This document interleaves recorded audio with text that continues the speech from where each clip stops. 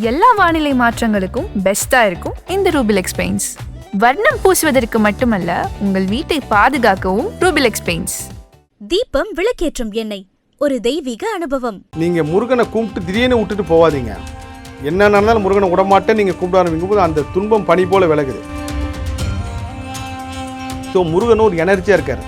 ஏன் இப்போ தீப்பொறியாக வந்தார், முருகப்பெருமானி 6 தாமரையில் இருந்தார், ஏன் முருகர் வள்ளி தெய்வானை கூட இருக்கார், ஏன் முருகனுக்கு சேவல் மயில் இருக்குது, முருகருக்கு ஏன் வெற்றி வேலும் வஜ்ரவேலும் இருக்குது, எல்லாமே 6-2 தத்துவமில் இருக்கார். ஏன் 786 இஸ்லாத்தில் கொண்டு வந்தாங்க, ஏன் ஜீசஸ் சிலுவை கொண்டு வந்தார், ஏன் வேல் வந்ததுன்னா இது எல்லாத்தையும் ஒரு புள்ளி இணைக்கிறதுக்கு அது முருகரில் வந்து நிற்கிறது.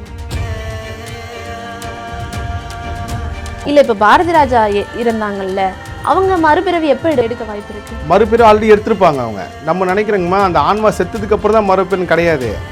பாரதி ராஜா பிறந்த 60 வருஷம் அதுக்கப்புறம் திரும்ப பாரதி ராஜா மாதிரி ஒருத்தர் உருவாக்கியிருப்பாங்க. நல்லா பாருங்க, அதே மாதிரி ஒரு படம், அதே மாதிரி மண் சார்ந்த படைப்புகள் உருவாக்குறதுக்கு ஏதோ ஒரு இயக்குனர் வந்திருப்பாரு.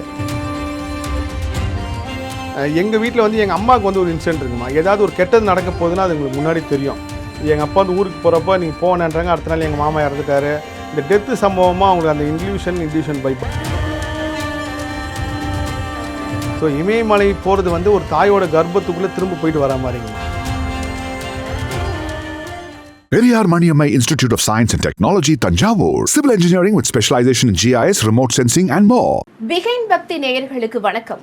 இது உங்கள் மனதையும் ஆன்மாவையும் தொடும் ஒரு சிறப்பு வாய்ந்த பாட்காஸ்ட் நிகழ்ச்சி.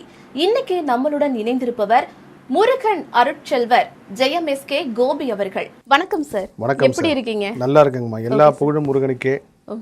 ரொம்ப நிறைவான ஒரு நேர்காணலாக இது அமைய போகுது. உலகம் ஃபுல்லாக இருக்கிற முருக பக்தர்கள் பார்க்குறப்போ ஒரு பெரிய மன திருப்தியை கொடுக்க போகுதுன்றது காரணம் வந்து இப்படி ஒரு செட்டப் மங்களகரமாக நீங்கள் வந்திருக்கீங்க. எல்லாமே இறைவன் ஆசீர்வாதம் தான். ஆமாம், கண்டிப்பாக சார். நீங்கள் ஒரு தீவிர முருக பக்தர் அப்படின்றது எங்கள் எல்லாருக்குமே தெரியும். நீங்கள் தினம் பார்த்தீங்கன்னா ஆன்மீக ரீதியான வீடியோவும் கர்மா ரீதியான வீடியோவும் முருக பக்தர்களுக்காக நிறைய விஷயங்களை நீங்கள் வந்து சொல்கிறீங்க. அதுக்கு முன்னாடி இந்த முருகன் பக்தி உங்களை இருக்கிறதுக்கு முன்பாக இப்போ நிறைய மக்களை பார்த்தீங்கன்னா ஆன்மீகத்தை பக்தியாகவும் பார்க்குறாங்க, பாதிக்கு மேற்பட்ட மக்கள் வந்து மூட நம்பிக்கையாகவும் பார்க்குறாங்க. நீங்கள் எப்படி அதை? அதுதான் இயற்கை. கடவுள் இல்லைன்னு சொல்லிட்டு படித்தது இயற்கை தான், கடவுள் இருக்குன்னு சொன்ன படித்தவங்க இயற்கை தான். திருச்செந்தூர் பௌர்ணமிக்கு போனால் வாழ்க்கை மாறும் எனக்கு தியானத்தில் உத்தரவு வந்து நான் அதை பேட்டியில் சொல்கிறேன். அப்போது திருச்செந்தூர் போனால் முட்டாள்தனமாக போய் தங்காதீங்கன்னு ஒருத்தர் சொல்கிறாரு. அப்போது யாருக்கு விதி மாறணுமோ அவன் இதை பார்ப்பான், யாருக்கு மாறக்கூடாது அவன் அதை பார்க்குறான். இப்போ யூடியூப்ல தான் நல்லதும் கெட்டது இருக்குங்கம்மா. ஆனால் யாருக்கு எது கிடைக்கணுமோ அதான் கிடைக்கும். எல்லாருமே இப்போ நம்ம நியூட்டன் பார்த்தோம் இல்லைங்கம்மா, அவர் திரும்ப பிறந்திருப்பாரு, தாமஸ் ஆல்வா எடிசன் திரும்ப பிறந்திருப்பாரு, எல்லாமே திரும்ப பிறந்து திரும்ப எதுக்காக வந்தாலும் அவங்க ஒன்று கண்டுபிடிச்சிட்டே இருப்பாங்க. சுழற்சி எத்தனை வருடங்களுக்குள்ள சார்? கலியுகம் அழிவு வரைக்கும் நடக்கும். அழிஞ்சதுக்கப்புறம் திரும்ப பிறந்து திரும்ப நடக்கும். இல்லை, இப்போ பாரதி ராஜா இருந்தாங்கல்ல, அவங்க மறுபிறவி எப்போ எடுக்க வாய்ப்பு இருக்கு? மறுபிறவி ஆல்ரெடி எடுத்திருப்பாங்க அவங்க. நம்ம நினைக்கிறோங்கம்மா அந்த ஆன்மா செத்ததுக்கு அப்புறம் தான் மறுபிறவி கிடையாது. பாரதி ராஜா பிறந்த 60 வருஷம் அதுக்கப்புறம் திரும்ப பாரதி ராஜா மாதிரி ஒருத்தர் உருவாக்கியிருப்பாங்க. நல்லா பாருங்க, அதே மாதிரி ஒரு படம், அதே மாதிரி மண் சார்ந்த படைப்புகள் உருவாக்குறதுக்கு ஏதோ ஒரு இயக்குனர் வந்திருப்பாரு. இது ஒரு டிசைன். அந்த டிசைனில் வந்து நான் என்னோட கர்ம ஆராய்ச்சியில் உணர்ந்ததுங்கம்மா, இப்போ நீங்கள் பிரபஞ்சம் அழியுது, உலகம் அழிஞ்சிருங்களா, இப்போ உலகம் வந்து ஒரு மக்கள் தொகையை வச்சிருக்க ஒரு, இப்போ நம்ம 200 கோடி மக்கள் இருக்குன்னா அது ஒரு 5000 கோடி மக்கள் தொகை வச்சிருக்க ஒரு லிமிட்னா, அந்த 5000 கோடி ரீச் ஆனதுக்கப்புறம் திரும்ப உலகம் அழிஞ்சு திரும்ப புதுசாக ரீஜென்ரேட் ஆகுது. திரும்பவும் பிறந்து திரும்பவும் கொலம்பஸ் அமெரிக்கா கண்டுபிடிப்பார், திரும்ப நியூட்டன் 3ஆம் விதியை கண்டுபிடிப்பார், திரும்ப இவர் அவர் பேர் என்ன தாமஸ் ஆல்வா கரண்ட்டை கண்டுபிடிப்பார், திருவள்ளுவர் திரும்ப போகிறப்பார், காந்தி திரும்ப போகிறப்பார். இதெல்லாம் திரும்ப பிறந்துக்கிட்டு திரும்ப நடந்துக்கிட்டே இருக்குது. அதனால தான் நீங்கள் ஒரு இடத்துக்கு போனீங்கன்னா இந்த இடத்துக்கு நம்ம ஆல்ரெடி வந்திருக்கோமே, இந்த நம்பரை நம்ம பார்த்துருக்கோமே அப்படின்னு தோன்றதுக்கு காரணம் அதுதான். அந்த ஒரு சில பேருக்கு மட்டும் அந்த பவர் வந்து 100% இருக்குது. 100% முற்பிறவியும் இருக்குது, அடுத்த பிறவியும் இருக்குது. நீங்கள் நிறைய கர்மா பற்றின வீடியோக்கள்லாம் போடுறீங்க. அதில் நான் ரொம்ப பார்த்து வியந்தது என்னென்னா, நான் முன்னாடி ஒரு வருடங்களுக்கு முன்னாடி தான் நான் உங்களை ஃபாலோ பண்ண ஆரம்பித்தேன். அப்போ நீங்கள் ஒரு வீடியோ பற்றி விட்டுருந்தீங்க, இந்த கர்மா அப்படின்றத நம்ம முழுமையாக உணரணும், நம்மளுக்கு நிறைய கஷ்டங்கள் வரும், அந்த கஷ்டங்கள் நம்ம முழுமையாக ஏற்றுக்கணும் அப்படின்ற மாதிரி ஒன்று சொல்லியிருந்தீங்க. அது நான் 100க்கு 100 அதை உண்மைன்னு கூட சொல்கிறேன். அது உணர்ந்த அந்த கஷ்டங்கள்லாம் ஏற்ற பின்னாடி தான் நம்மளுக்கு நல்லது நடக்கிற மாதிரி சில இதெல்லாம் தோணுது. அதை பற்றி கொஞ்சம் சொல்லுங்கள். அது எப்படி நீங்கள் வந்து மக்களுக்கு இப்படி சொல்லணும் அப்படின்றது எப்படி தோணுச்சு? இல்லை, அது எல்லாமே என்னோட நான் இந்த முருக பக்தியில் வந்ததுக்கப்புறம் ஏன் முருகனை கும்பிட்டா இவ்வளோ சோதனை வருது, ஏன் முருகனை கும்பிட்ட கஷ்டம் வருது, முருகனை கும்பிடாத வரைக்கும் நல்லா தான் இருக்கான், கும்பிட்டதுக்கப்புறம் ஏன் உங்களுக்கு டென்ஷன், அதை தேடி போகும்போது தான் இந்த விஷயமே கிடச்சிதுங்கம்மா. நீங்கள் சுருக்கமாக நான் சொல்கிறேன், இதை பற்றி இன்னொரு டாப்பிக்கில் விரிவாக சொல்கிறேன். நீங்கள் உங்களுக்கு துன்பத்தை நீங்கள் அக்செப்ட் பண்ணி ஆகணும். டாக்டர் ஆப்ரேஷன் பண்ணுங்கன்னு சொல்லிட்டாருன்னா பண்ணிடுங்க. ஆப்ரேஷன் தப்பிக்க நினச்சிங்கன்னா அடுத்த பிரச்சனை வேறு ரெடியாக இருக்கும். நீங்கள் வந்து இந்த இடத்துல வேலையை விட்டு மாறி நீங்கள் வேறு இடத்துக்கு போங்க அப்படின்னா மாறிடுங்க. இல்லை நான் இங்கேயே தான் இருப்பேன்னு முயற்சி பண்ணிங்கன்னா அது வேறு, நீங்கள் 100% துன்பத்தை ஏற்றுக்குங்க. இப்போ பிரேக்கப் நடந்தாலும் அப்படியே ஏத்துக்க. ஆமாம், உண்மைதான். நீங்கள் ஒரு லைஃப்பில் ஒருத்தரை சந்திச்சுட்டு அவர் கூட வாழ்ந்துட்டு இன்னொரு ரிலேஷன்ஷிப்பில் போறீங்கன்றதே உங்கள் பை பர்த் கண்டினியூட்டி தான்.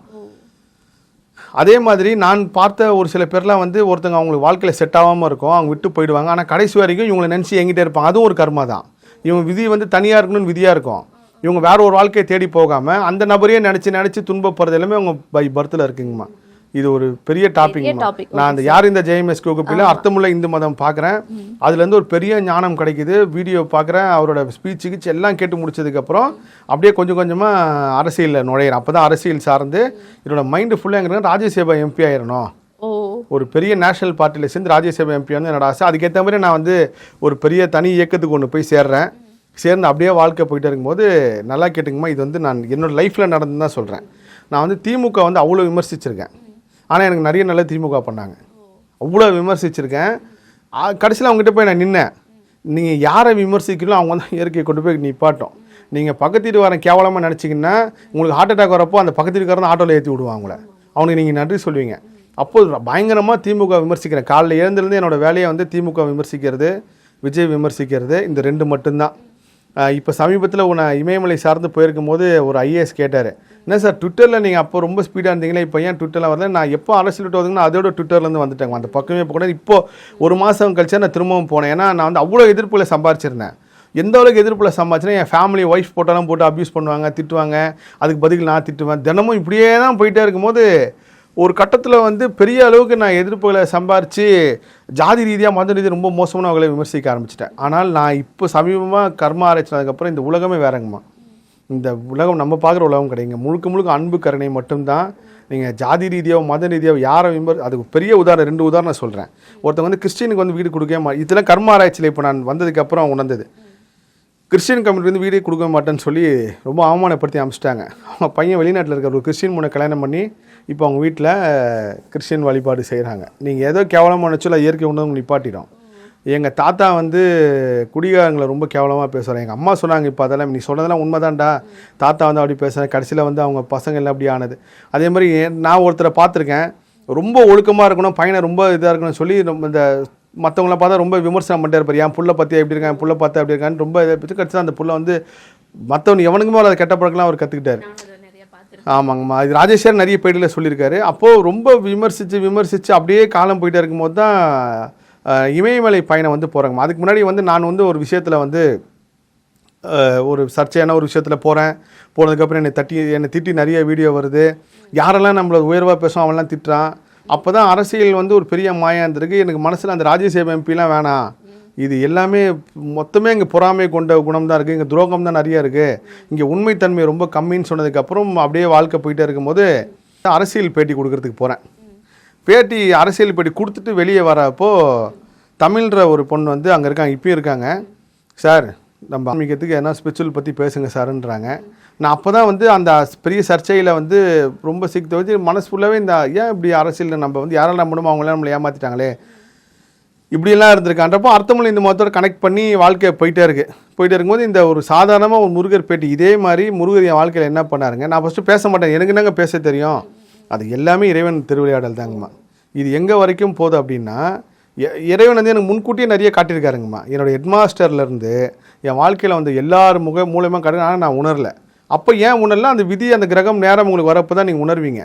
இப்போ வந்து முருகர் ஆராய்ச்சியில் வந்ததுக்கப்புறம் நான் ஒருத்தரோட பேட்டியும் ஒருத்தரோட விஷயத்தையும் சார்ந்து தினமும் 10 நாளைக்கு ஒன்றாவது பார்க்குறேன். அப்படின்னா ஒடிசா பாலு, அவர் வந்து தமிழர்கள் வந்து வணங்கக்கூடிய ஒரு பெரிய நபர்கள், அவரும் ஒருத்தருங்கம்மா. தமிழ் மக்கள் வந்து இப்போ அவர் மறைஞ்சிட்டாரு. ஒடிசா பாலுன்றவர் வந்து கண்டிப்பாக போற்றி வணங்கணும், ஏன்னா அவ்வளோ பெரிய விஷயத்தை வந்து கண்டுபிடிச்சி சொல்லியிருக்காரு.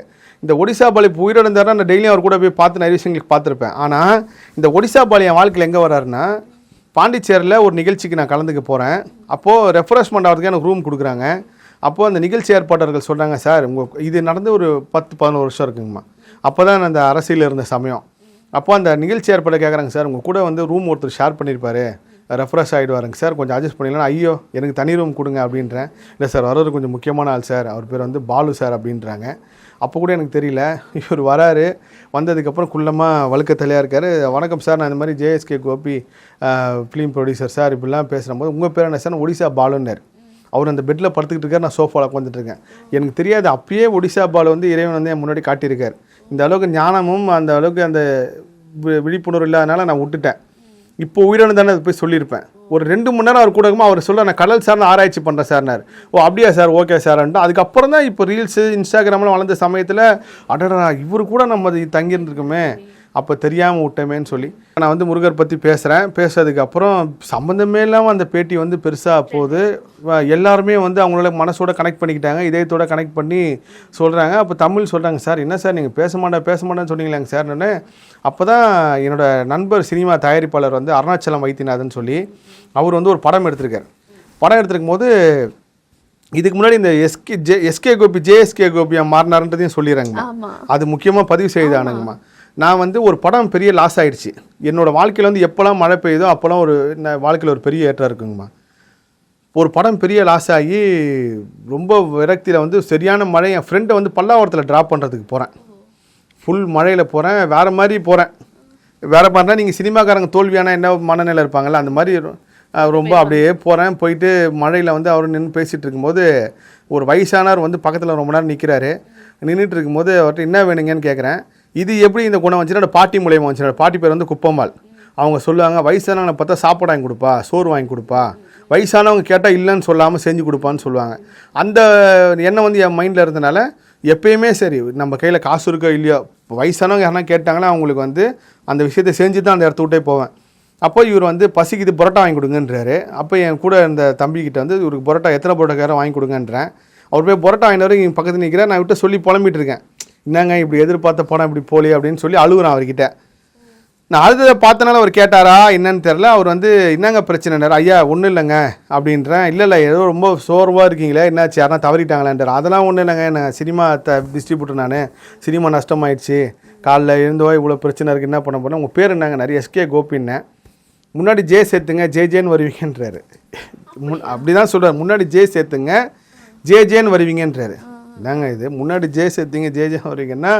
அப்போ எனக்கு மைண்டு ஃபுல்லாக வந்து இப்படி சொல்கிறாருன்னா அது மட்டும் அவரை விட்டுட்டு ரிட்டர்ன் வரப்போ எனக்கு அது மட்டும் மைண்டில் ஓட்டே இருக்கு. வீட்டுக்கு வந்தோன்னே அப்போ தான் ஃபேஸ்புக் யூஸ் பண்ணுற சமயம். ஃபேஸ்புக்கில் எஸ்கே கோபின்றது ஜேஎஸ்கே கோபின்னு மாற்றுறேன். சரி, ஜேஎஸ்கே கோபின்னு மாற்றதுக்கப்புறம் ஒரு அடுத்த நாள் காலையில் ஜேஎஸ்கே எங்கள் பொண்ணு ஜேஎஸ்கே கோபி எல்லாரும் கேட்குறாங்க. இல்லை ஜேஎஸ்கே கோபி அப்படின்னு சொல்கிறேன். யார்ட்டையும் இந்த விஷயத்த சொல்லவே இல்லை. அப்புறம் இந்த ஜேஎஸ்கே கோபிலே ஒரு பெரிய ஏற்றம் கிடைக்குது.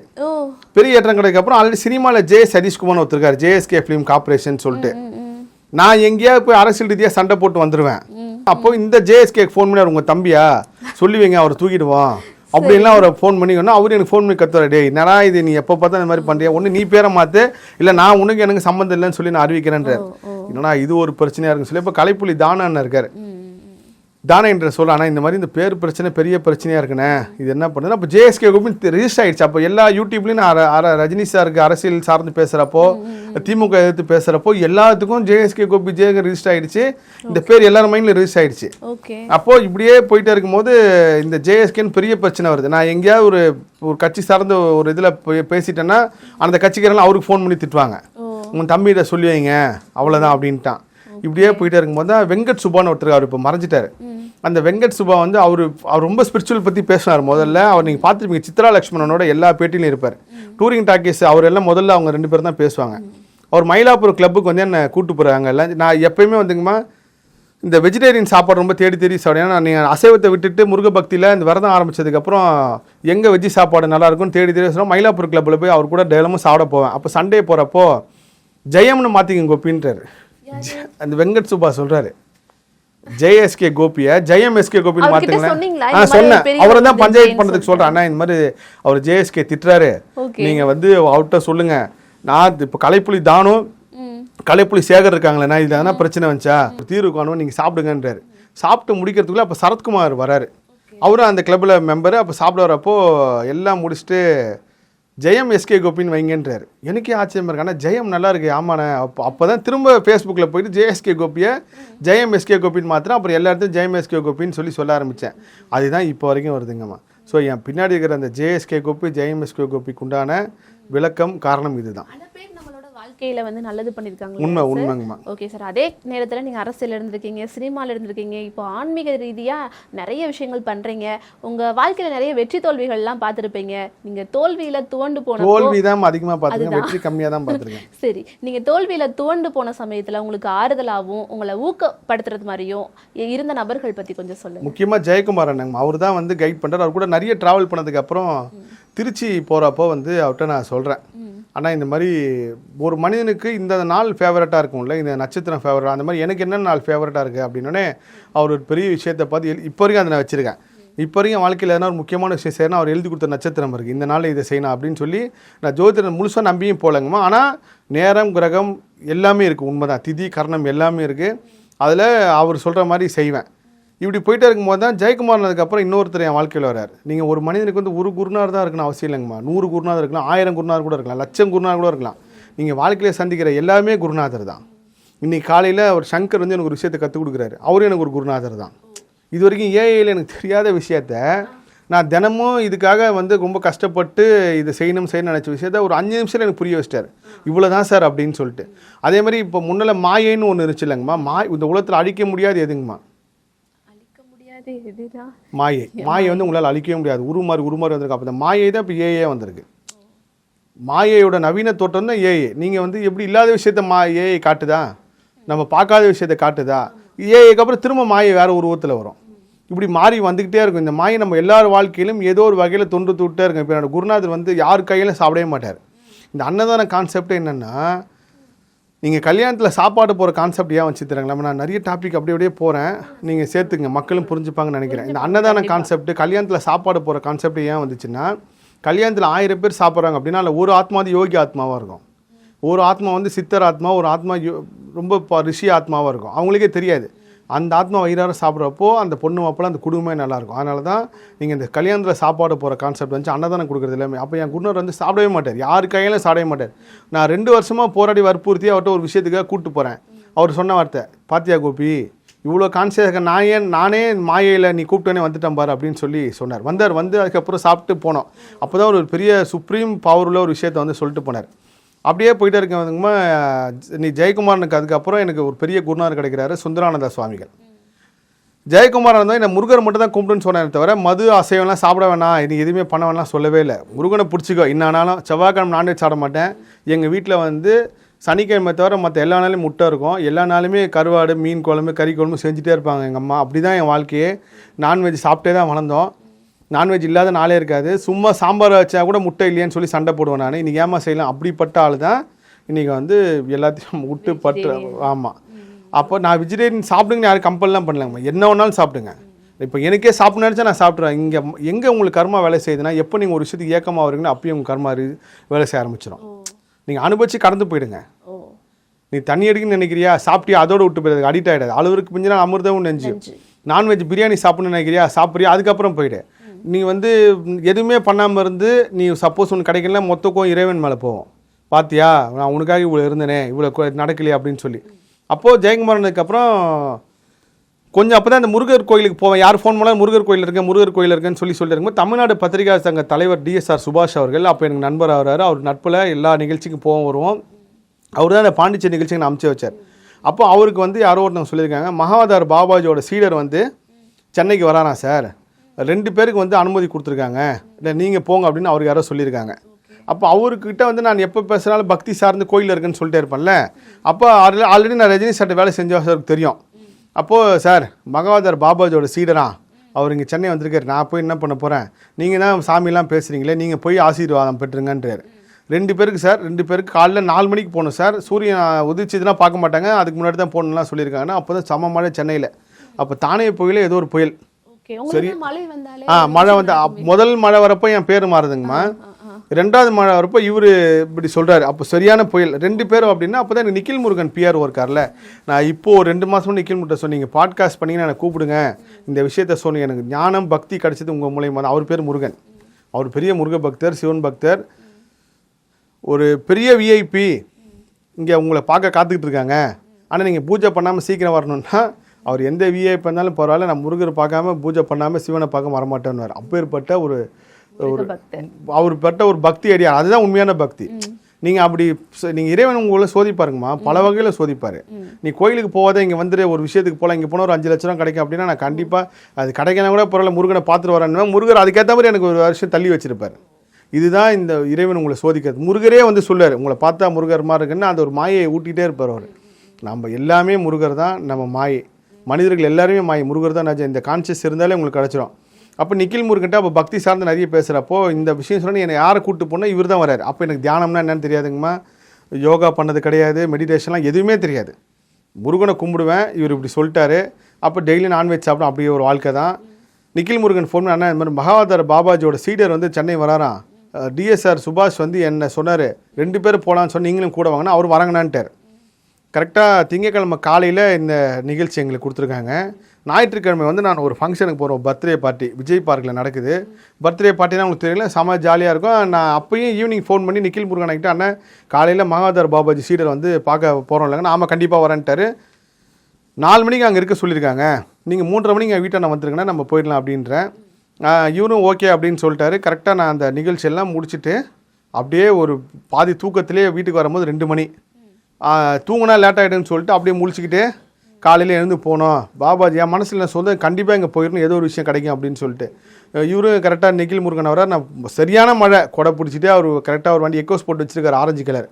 அதில் வந்து ஏறி டி நகருக்கு போகிறோம். அந்த இடத்துக்கு போன உடனே பார்த்தா மண்டபத்தில் எல்லோரும் வெள்ளை கலர் ட்ரெஸ் போட்டிருக்காங்க, நாங்கள் மட்டும் தனியாக தெரிகிறோம். மேலே போனோன்னே யோகா சொல்லி கொடுக்குறாங்க. என்னடா யோகா சொல்லி கொடுக்குறாங்களே இப்படி இருக்கேன்னு சொல்லிட்டு நிக்கிலாண்டர் சொன்னேன்னா, நான் இதை சீடர்னாங்க. நானே மகாவதார் பாபாஜின்னு அந்த மாதிரி இருப்பார், முடியெல்லாம் வச்சுக்கிட்டு இப்படிலாம் உட்காந்து கொடுப்பான்னு பார்த்தா ஒருத்தங்க வந்து மேலே உட்காந்து எல்லாருக்கும் ஆசீர்வாதம் பண்ண எல்லாம் க்யூவில் போகிறப்போ நான் போனப்போ எனக்கு ஒரு ஆப்பிள் கொடுத்தாங்க. ஆப்பிள் வாங்கிட்டு கீழே 5:30 மணிக்கெலாம் கீழே வந்துட்டோம். அப்போது நிக்கில் முருகன்ட்ட சொல்கிறேன், அண்ணா இந்த மாதிரி மழையாக இருக்குது, இன்றைக்கி திங்கக்கிழமை சோமவாரம் வேங்கீஸ்வரர் கோயிலுக்கு போயிட்டு சிவபெருமானை பார்த்துட்டு எனக்கு கூட முருகர் கோயிலை விட்டுருங்கண்ணே, நான் அங்கேருந்து ஆட்டோ பிடிச்சி வீட்டுக்கு போயிடுறேன், நீங்களும் போங்கண்ணே அப்படின்னு. அவரு சரிங்கண்ணேன்னு சொல்லிட்டு வேங்கீஸ்வரர் கோயிலுக்கு சம மழைங்கம்மா. உள்ளே வரேன், உள்ளே வந்து மழையில் அப்படியே சாமி கும்பிட்டு வரப்போ என்னோடய பாட்டி சொன்னாங்களே, இந்த மாதிரி வயசானவங்களை பார்த்தா இது மாதிரி கூட, அதுமாதிரி ஜெயக்குமாரன் எனக்கு ஒன்று சொன்னார், சிவனடியார்களையோ இல்லை சித்தர்களையோ இந்த மாதிரி திருவண்ணாமலை பக்கம் இந்த மாதிரி யாரை பார்த்தா தண்ணி வாங்கி கொடுங்க கோப்பி, அவங்க கேட்க மாட்டாங்க, நீங்களே போய்ட்டு ஒரு 5 தண்ணி பாட்டில் ஒரு தண்ணி பாட்டில் வாங்கி கையில் கொடுங்கன்னாரு. அது எனக்கு மைண்டில் வருது. அப்போது ஒரு பாபா படத்தில் அந்த ஃபஸ்ட்டு சீனில் வருவாங்க பாருங்கள், ஒரு 4-5 சாமியார்கள், அந்த மாதிரி ஒரு 4-5 சாமியார்கள் வந்து சுற்றி உட்காந்துட்ருக்காங்க. அதில் ஒருத்தர் மட்டும் ஜடாமுடியோட இது போட்டிருக்காரு, கண்ணை மூடி அந்த திரை போட்டு தியானம் பண்ணிகிட்டு இருக்காரு. நான் இவர் நிக்கில் அண்ணகிட்ட சொல்கிறேன், அண்ணா இருங்கண்ணே, அவங்க எழுந்தோடனே அவங்ககிட்ட பேசிட்டு போவோம், ஆசீர்வாதம் வாங்கிட்டு போவோம், இன்றைக்கி திங்கக்கிழமை அப்படின்னு சொல்லிட்டு சொன்னால் அவரும் இருக்கண்ணா அப்படின்றாரு. எல்லாம் முடிச்சதுக்கப்புறம் அந்த நடுவில் இருக்கிற மெயின் சாமிக்கிட்ட போய் நான் கேட்குறேன், ஐயா என்ன தண்ணி வாங்கிட்டு வரட்டுமாங்க அப்படின்ற. அவர் என்னை பார்த்தாரு, தண்ணிலாம் வேண்டாம் சாமி, நம்ம அடியார்களுக்கு ஒரு 5 இட்லி 4 இட்லி வச்சு டிஃபன் எழுந்து கொடுங்கன்றார். நான் வெளியே வாசல்லே ஹோட்டலில் இருந்துச்சு, போய் 5 இட்லி ஒரு வடை ஒரு 2 இட்லி தண்ணி பாட்டு எல்லாம் வாங்கிட்டு வந்து திருப்தியாக அவங்களுக்கு கொடுக்கணுமேன்னு சொல்லி கொடுக்குறேன். கொடுத்ததுக்கப்புறம் அவர் என்ன பண்ணார், நிக்கில் முருகனை கூப்பிட்டார். யாருங்க நீங்கள், ஐயா என்ன பண்ணுறீங்கன்னு. அப்போ நான் சொன்னேன், ஐயா இவர் தான் நிக்கில் முருகனுங்க, தமிழ் சினிமாவில் ஒரு பெரிய பொறுப்பில் இருக்கார், ரஜினி சார் கமல் சார்லாம் இவர் தான் பிஆர்ஓவாக இருந்தார். இப்போ தமிழ் சினிமாவில் இவர் சொன்னால் தெரியாத ஆள் கிடையாதுங்கன்னா. அப்போ அவர்கிட்ட ஏதோ ஒன்று பேசினார், அவர்கிட்ட ஏதோ ஒன்று பேசுகிறாருன்னு சொல்லிட்டு நான் ஒரு 2 அடி தள்ளி வந்துட்டேன். தள்ளி வந்ததுக்கப்புறம் என்ன கூப்பிட்டார், நீங்கள் என்ன சாமி பண்ணுறீங்கன்னா, நான் விநியோகஸ்தாக இருக்கேன். அப்போ நடிக்கலாம் ஆரம்பிக்கலாண்ணே, விநியோகஸ்தாக இருக்கேன், தேட்டர்லாம் வச்சு நடத்திக்கிட்டு இருக்கேன் அப்படின்னோடனே, இங்கே வாங்க சாமி நான் ஒரு விஷயம் சொல்கிறேன், அந்த விஷயத்தை வந்து செய்யுங்க, உங்களுக்கு ஒரு விஷயம் தேடி வந்துட்டுருக்குன்றார். சொல்லுங்கள் சாமி என்னன்னு. ஒரு 48 நாளைக்கு மது அசைவம் சாப்பிடாதீங்க அப்படின்றார். எனக்கு ஒன்றுமே புரியல. ஒரு நம்ம நேற்று ஜாலியாக பார்ட்டியில் இருந்தோம், அதை வச்சு எதுவும் தப்பான ஒரு இதில் எதுவும் சொல்ல தெரியாதுல்ல. மது அசைவம் வந்து சாப்பிடாதீங்க, ஒரு விஷயம் உங்களுக்கு தேடி வந்துட்டுருக்கு அப்படின்றாரு. சாமி அப்படியா சாமி, ஆனால் என்ன நான்வெஜ் இல்லாமல் இருக்கவே முடியாதுன்னு அவர்கிட்ட அப்படியே சொல்கிறேன். சாமி நான் சினிமாவில் இருக்கேன், எங்கே போனாலும் நான்வெஜ் தான் கொடுப்பாங்க, ஷூட்டிங்லேருந்து எல்லாமே. இது எப்படின்னா நீங்கள் இருங்க, உங்களுக்கு ஒரு விஷயம் தேடுங்க மாதிரி. எனக்கு இயற்கையாக வந்து 8 வருஷம் ஆகி குழந்தை இல்லைங்கம்மா. ஒரு கட்டத்தில் வந்து எனக்கு குழந்தை இல்லைனாலும் பரவாயில்ல அப்படின்ற மைண்ட் செட்டுக்கே நான் வந்துட்டேன். எங்கள் அம்மா வந்து இந்த மெடிக்கல் டிபார்ட்மெண்ட்டில் இருந்ததுனால அவங்க ஒன்று சொன்னாங்க, ஆல்ரெடி ஒரு அபார்ஷன் ஆச்சு. அதுவும் பாருங்கள், இந்த விஜய் படம்னாலே எனக்கு வந்து ஒரு மறக்க முடியாத நிகழ்வாக மாறும்ல. துப்பாக்கி ரிலீஸ் அப்போ தான் என்னோடய மனைவிக்கு வந்து அபார்ஷன் ஆகுது. அபார்ஷன் ஆகி அந்த இது எடுத்து baby hospital Egmore baby hospital வந்து நான் அழுதுட்டு நிற்கிறேன். அப்போ அன்பை சிவத்தில் வர மாதிரி ஒரு அம்மா வந்து எனக்கு ஆறுதல் சொல்லிட்டு போனாங்க. துப்பாக்கி படம் ரிலீஸு, துப்பாக்கி நான் ஷோ போட்டிருக்கேன், தேட்டரில் இருக்கேன். எங்கள் வீட்டில் வந்து எங்கள் அம்மாவுக்கு வந்து ஒரு இன்சிடென்ட் இருக்குமா, ஏதாவது ஒரு கெட்டது நடக்க போகுதுன்னா அது உங்களுக்கு முன்னாடி தெரியும். எங்கள் அப்பா வந்து ஊருக்கு போகிறப்ப நீங்கள் போனேன்றாங்க, அடுத்த நாள் எங்கள் மாமா இறந்துட்டாரு. இந்த டெத்து சம்பவமாக அவங்களுக்கு அந்த இன்டியூஷன் பை பர்த்தில் இருக்குது. மேபி அதோட ஜீன் அதோட டிஎன்ஆல எனக்கும் அந்த இது இருக்கான்னு தெரில. துப்பாக்கி நாளைக்கு ரிலீஸு, நைட்டு ஃபுல்லாக தேட்டரில் இருந்துட்டு நான் வரேன். அப்போ ஒய்ஃப் வந்து கன்சிவாக இருக்காங்க, 3-4 மாதம் நினைக்கிறேன். ஏதோ என் மனசுக்கு படுத்து நான் எப்போயுமே கால் கழுவிட்டு தான் உள்ளே வரும். எங்கே போனாலும் எந்த இடத்துக்கு போனாலும் கால் கழுவாமல் வீட்டுக்குள்ளே போகவே மாட்டேங்கம்மா. அன்றைக்கி ரொம்ப டயர்டில் வந்து கால் கழுவாமல் வந்துட்டேன். அதுக்கப்புறம் அடுத்த நாள் காலைல இயர்லி மார்னிங் அப்போலாம் அந்த 5 மணி ஷோ, அதான் அந்த ட்ரெண்டில் இருக்கிறது, ஷோ போகிறதுக்காக தேட்டர் கிளம்பிட்டோம். தேட்டரில் நான் இருந்துகிட்டே இருக்கேன். கிட்டத்தட்ட இந்த பாக்கெட்டில் ஒரு 300 டிக்கெட் இருக்குது, எல்லாமே கையில் வச்சுருக்கேன். எங்கள் அப்பா வந்து என் ஃபோன் ஆஃபு. எங்கள் அப்பா யார் மூலியமோ சொல்லி இந்த மாதிரி அனுப்புகிறாரு தேட்டருக்கு. இது மாதிரி என் தம்பி வந்து சொல்கிறான், அன்றைக்கி வந்து இந்த மாதிரி ஆயிடுச்சு, ஹாஸ்பிட்டலில் சேர்த்துருக்கோன்னு. அலையிற என்னடா ஆச்சுன்னு சொல்லிட்டு, ஏன்னா நீங்கள் தீபாவளினால எங்கேயுமே ப்ரைவேட் ஹாஸ்பிட்டல் டாக்டர் இல்லை, எங்கே கொண்டு போனாலும் இங்கே டாக்டர் இல்லைங்கன்றாங்க. அவங்க ப்ளீடிங் அதிகமாகிட்டே இருக்குது. அதுக்கப்புறம் எக்மோர் பேபி ஹாஸ்பிட்டல் கொண்டு போயிட்டாங்க. நான் நேராக அங்கே போனதுக்கப்புறம் அபார்ஷன் ஆகிடுச்சுன்ட்டாங்க. அதுக்கப்புறம் என் வீட்டில் சொன்னாங்க, நைட்டு நான் உங்களை வந்து எழுப்பினேன், என்னை ஏதோ ஒரு மோசமான வகையில் அமுக்கிற மாதிரி இருந்துச்சுன்னு அவங்க சொன்னாங்க. அது இன்ட்யூஷனாக இல்லை உண்மையில் அப்படி ஆச்சான்னு தெரில. ஒருவேளை பட்டாசு வெடிச்சதுனால அந்த அதிர்வுனால அந்த மாதிரி அபார்ட் ஆகிருக்குமான்னு தெரில. அப்படி அபார்ஷன் ஆனதுக்கப்புறம் எங்கள் அம்மா சொன்னாங்க, ஒரு வாட்டி டிஎன்சி பண்ணிட்டாங்கன்னா கண்டிப்பாக அந்த கரு உருவாகும், நீ மெடிக்கல் ட்ரீட்மெண்ட்டில் எங்கேயும் போகாதரா அப்படின்னால நானும் விட்டுட்டேன். அப்போ இவர் ஐயா சொல்ல ஒரு விஷயம், அப்போ கூட எனக்கு சிங்காவில் இது தான் வரப்போகுதுன்னு சொல்லிட்டு ஒரு விஷயம் தேடி வந்துட்டுருக்கீங்க அப்படின்றாரு. இவர் இப்படி சொல்லிட்டாரே அப்படின்னு சொல்லிட்டு கரெக்டாக திங்கக்கிழமை அவரை பார்க்குறேன். என் மைண்டு ஃபுல்லாக இவர் சொன்னது எப்படி ஜெயக்குமாரனை சொன்னாரோ இவரும் அதே மாதிரி 48 நாளுன்றாரு. ஜெயக்குமார் 47 தான் நான் பள்ளி வச்சு போக சொன்னார், இவரும் 48 நாளுன்னு சொல்கிறாரேன்னு சொல்லிட்டு மைண்டு ஃபுல்லாக ஓட்டே இருக்குது. சரி, அப்போ எனக்கு சினிமாவில் நிறைய நடிகர்கள் பழக்கம். இந்த நடிகரோட வேலையை தினமும் பார்ட்டி கூப்பிட்டு போகிறது தான். நம்ம சும்மா இருந்தாலும் சினிமாக்காரங்க சும்மா விட மாட்டாங்க, நம்மளை எங்கேயே இழுத்துட்டு போயிடுவாங்க. நானும் இந்த மாயிலே தான் சுற்றிக்கிட்டு இருக்கேன். அப்போது அதே மாதிரி ஒரு பெரிய நடிகர், இப்போ ஒரு பெரிய செல்வாக அவர் காரில் கூப்பிட்டு போயிருக்கோம். அவர்கிட்ட சொல்கிறேன், நாங்கள் வந்து விரதம் ஆரம்பிக்க போகிறோங்க 48 நாளைக்கு வந்து நான் அவர் சிரிக்கிறார்.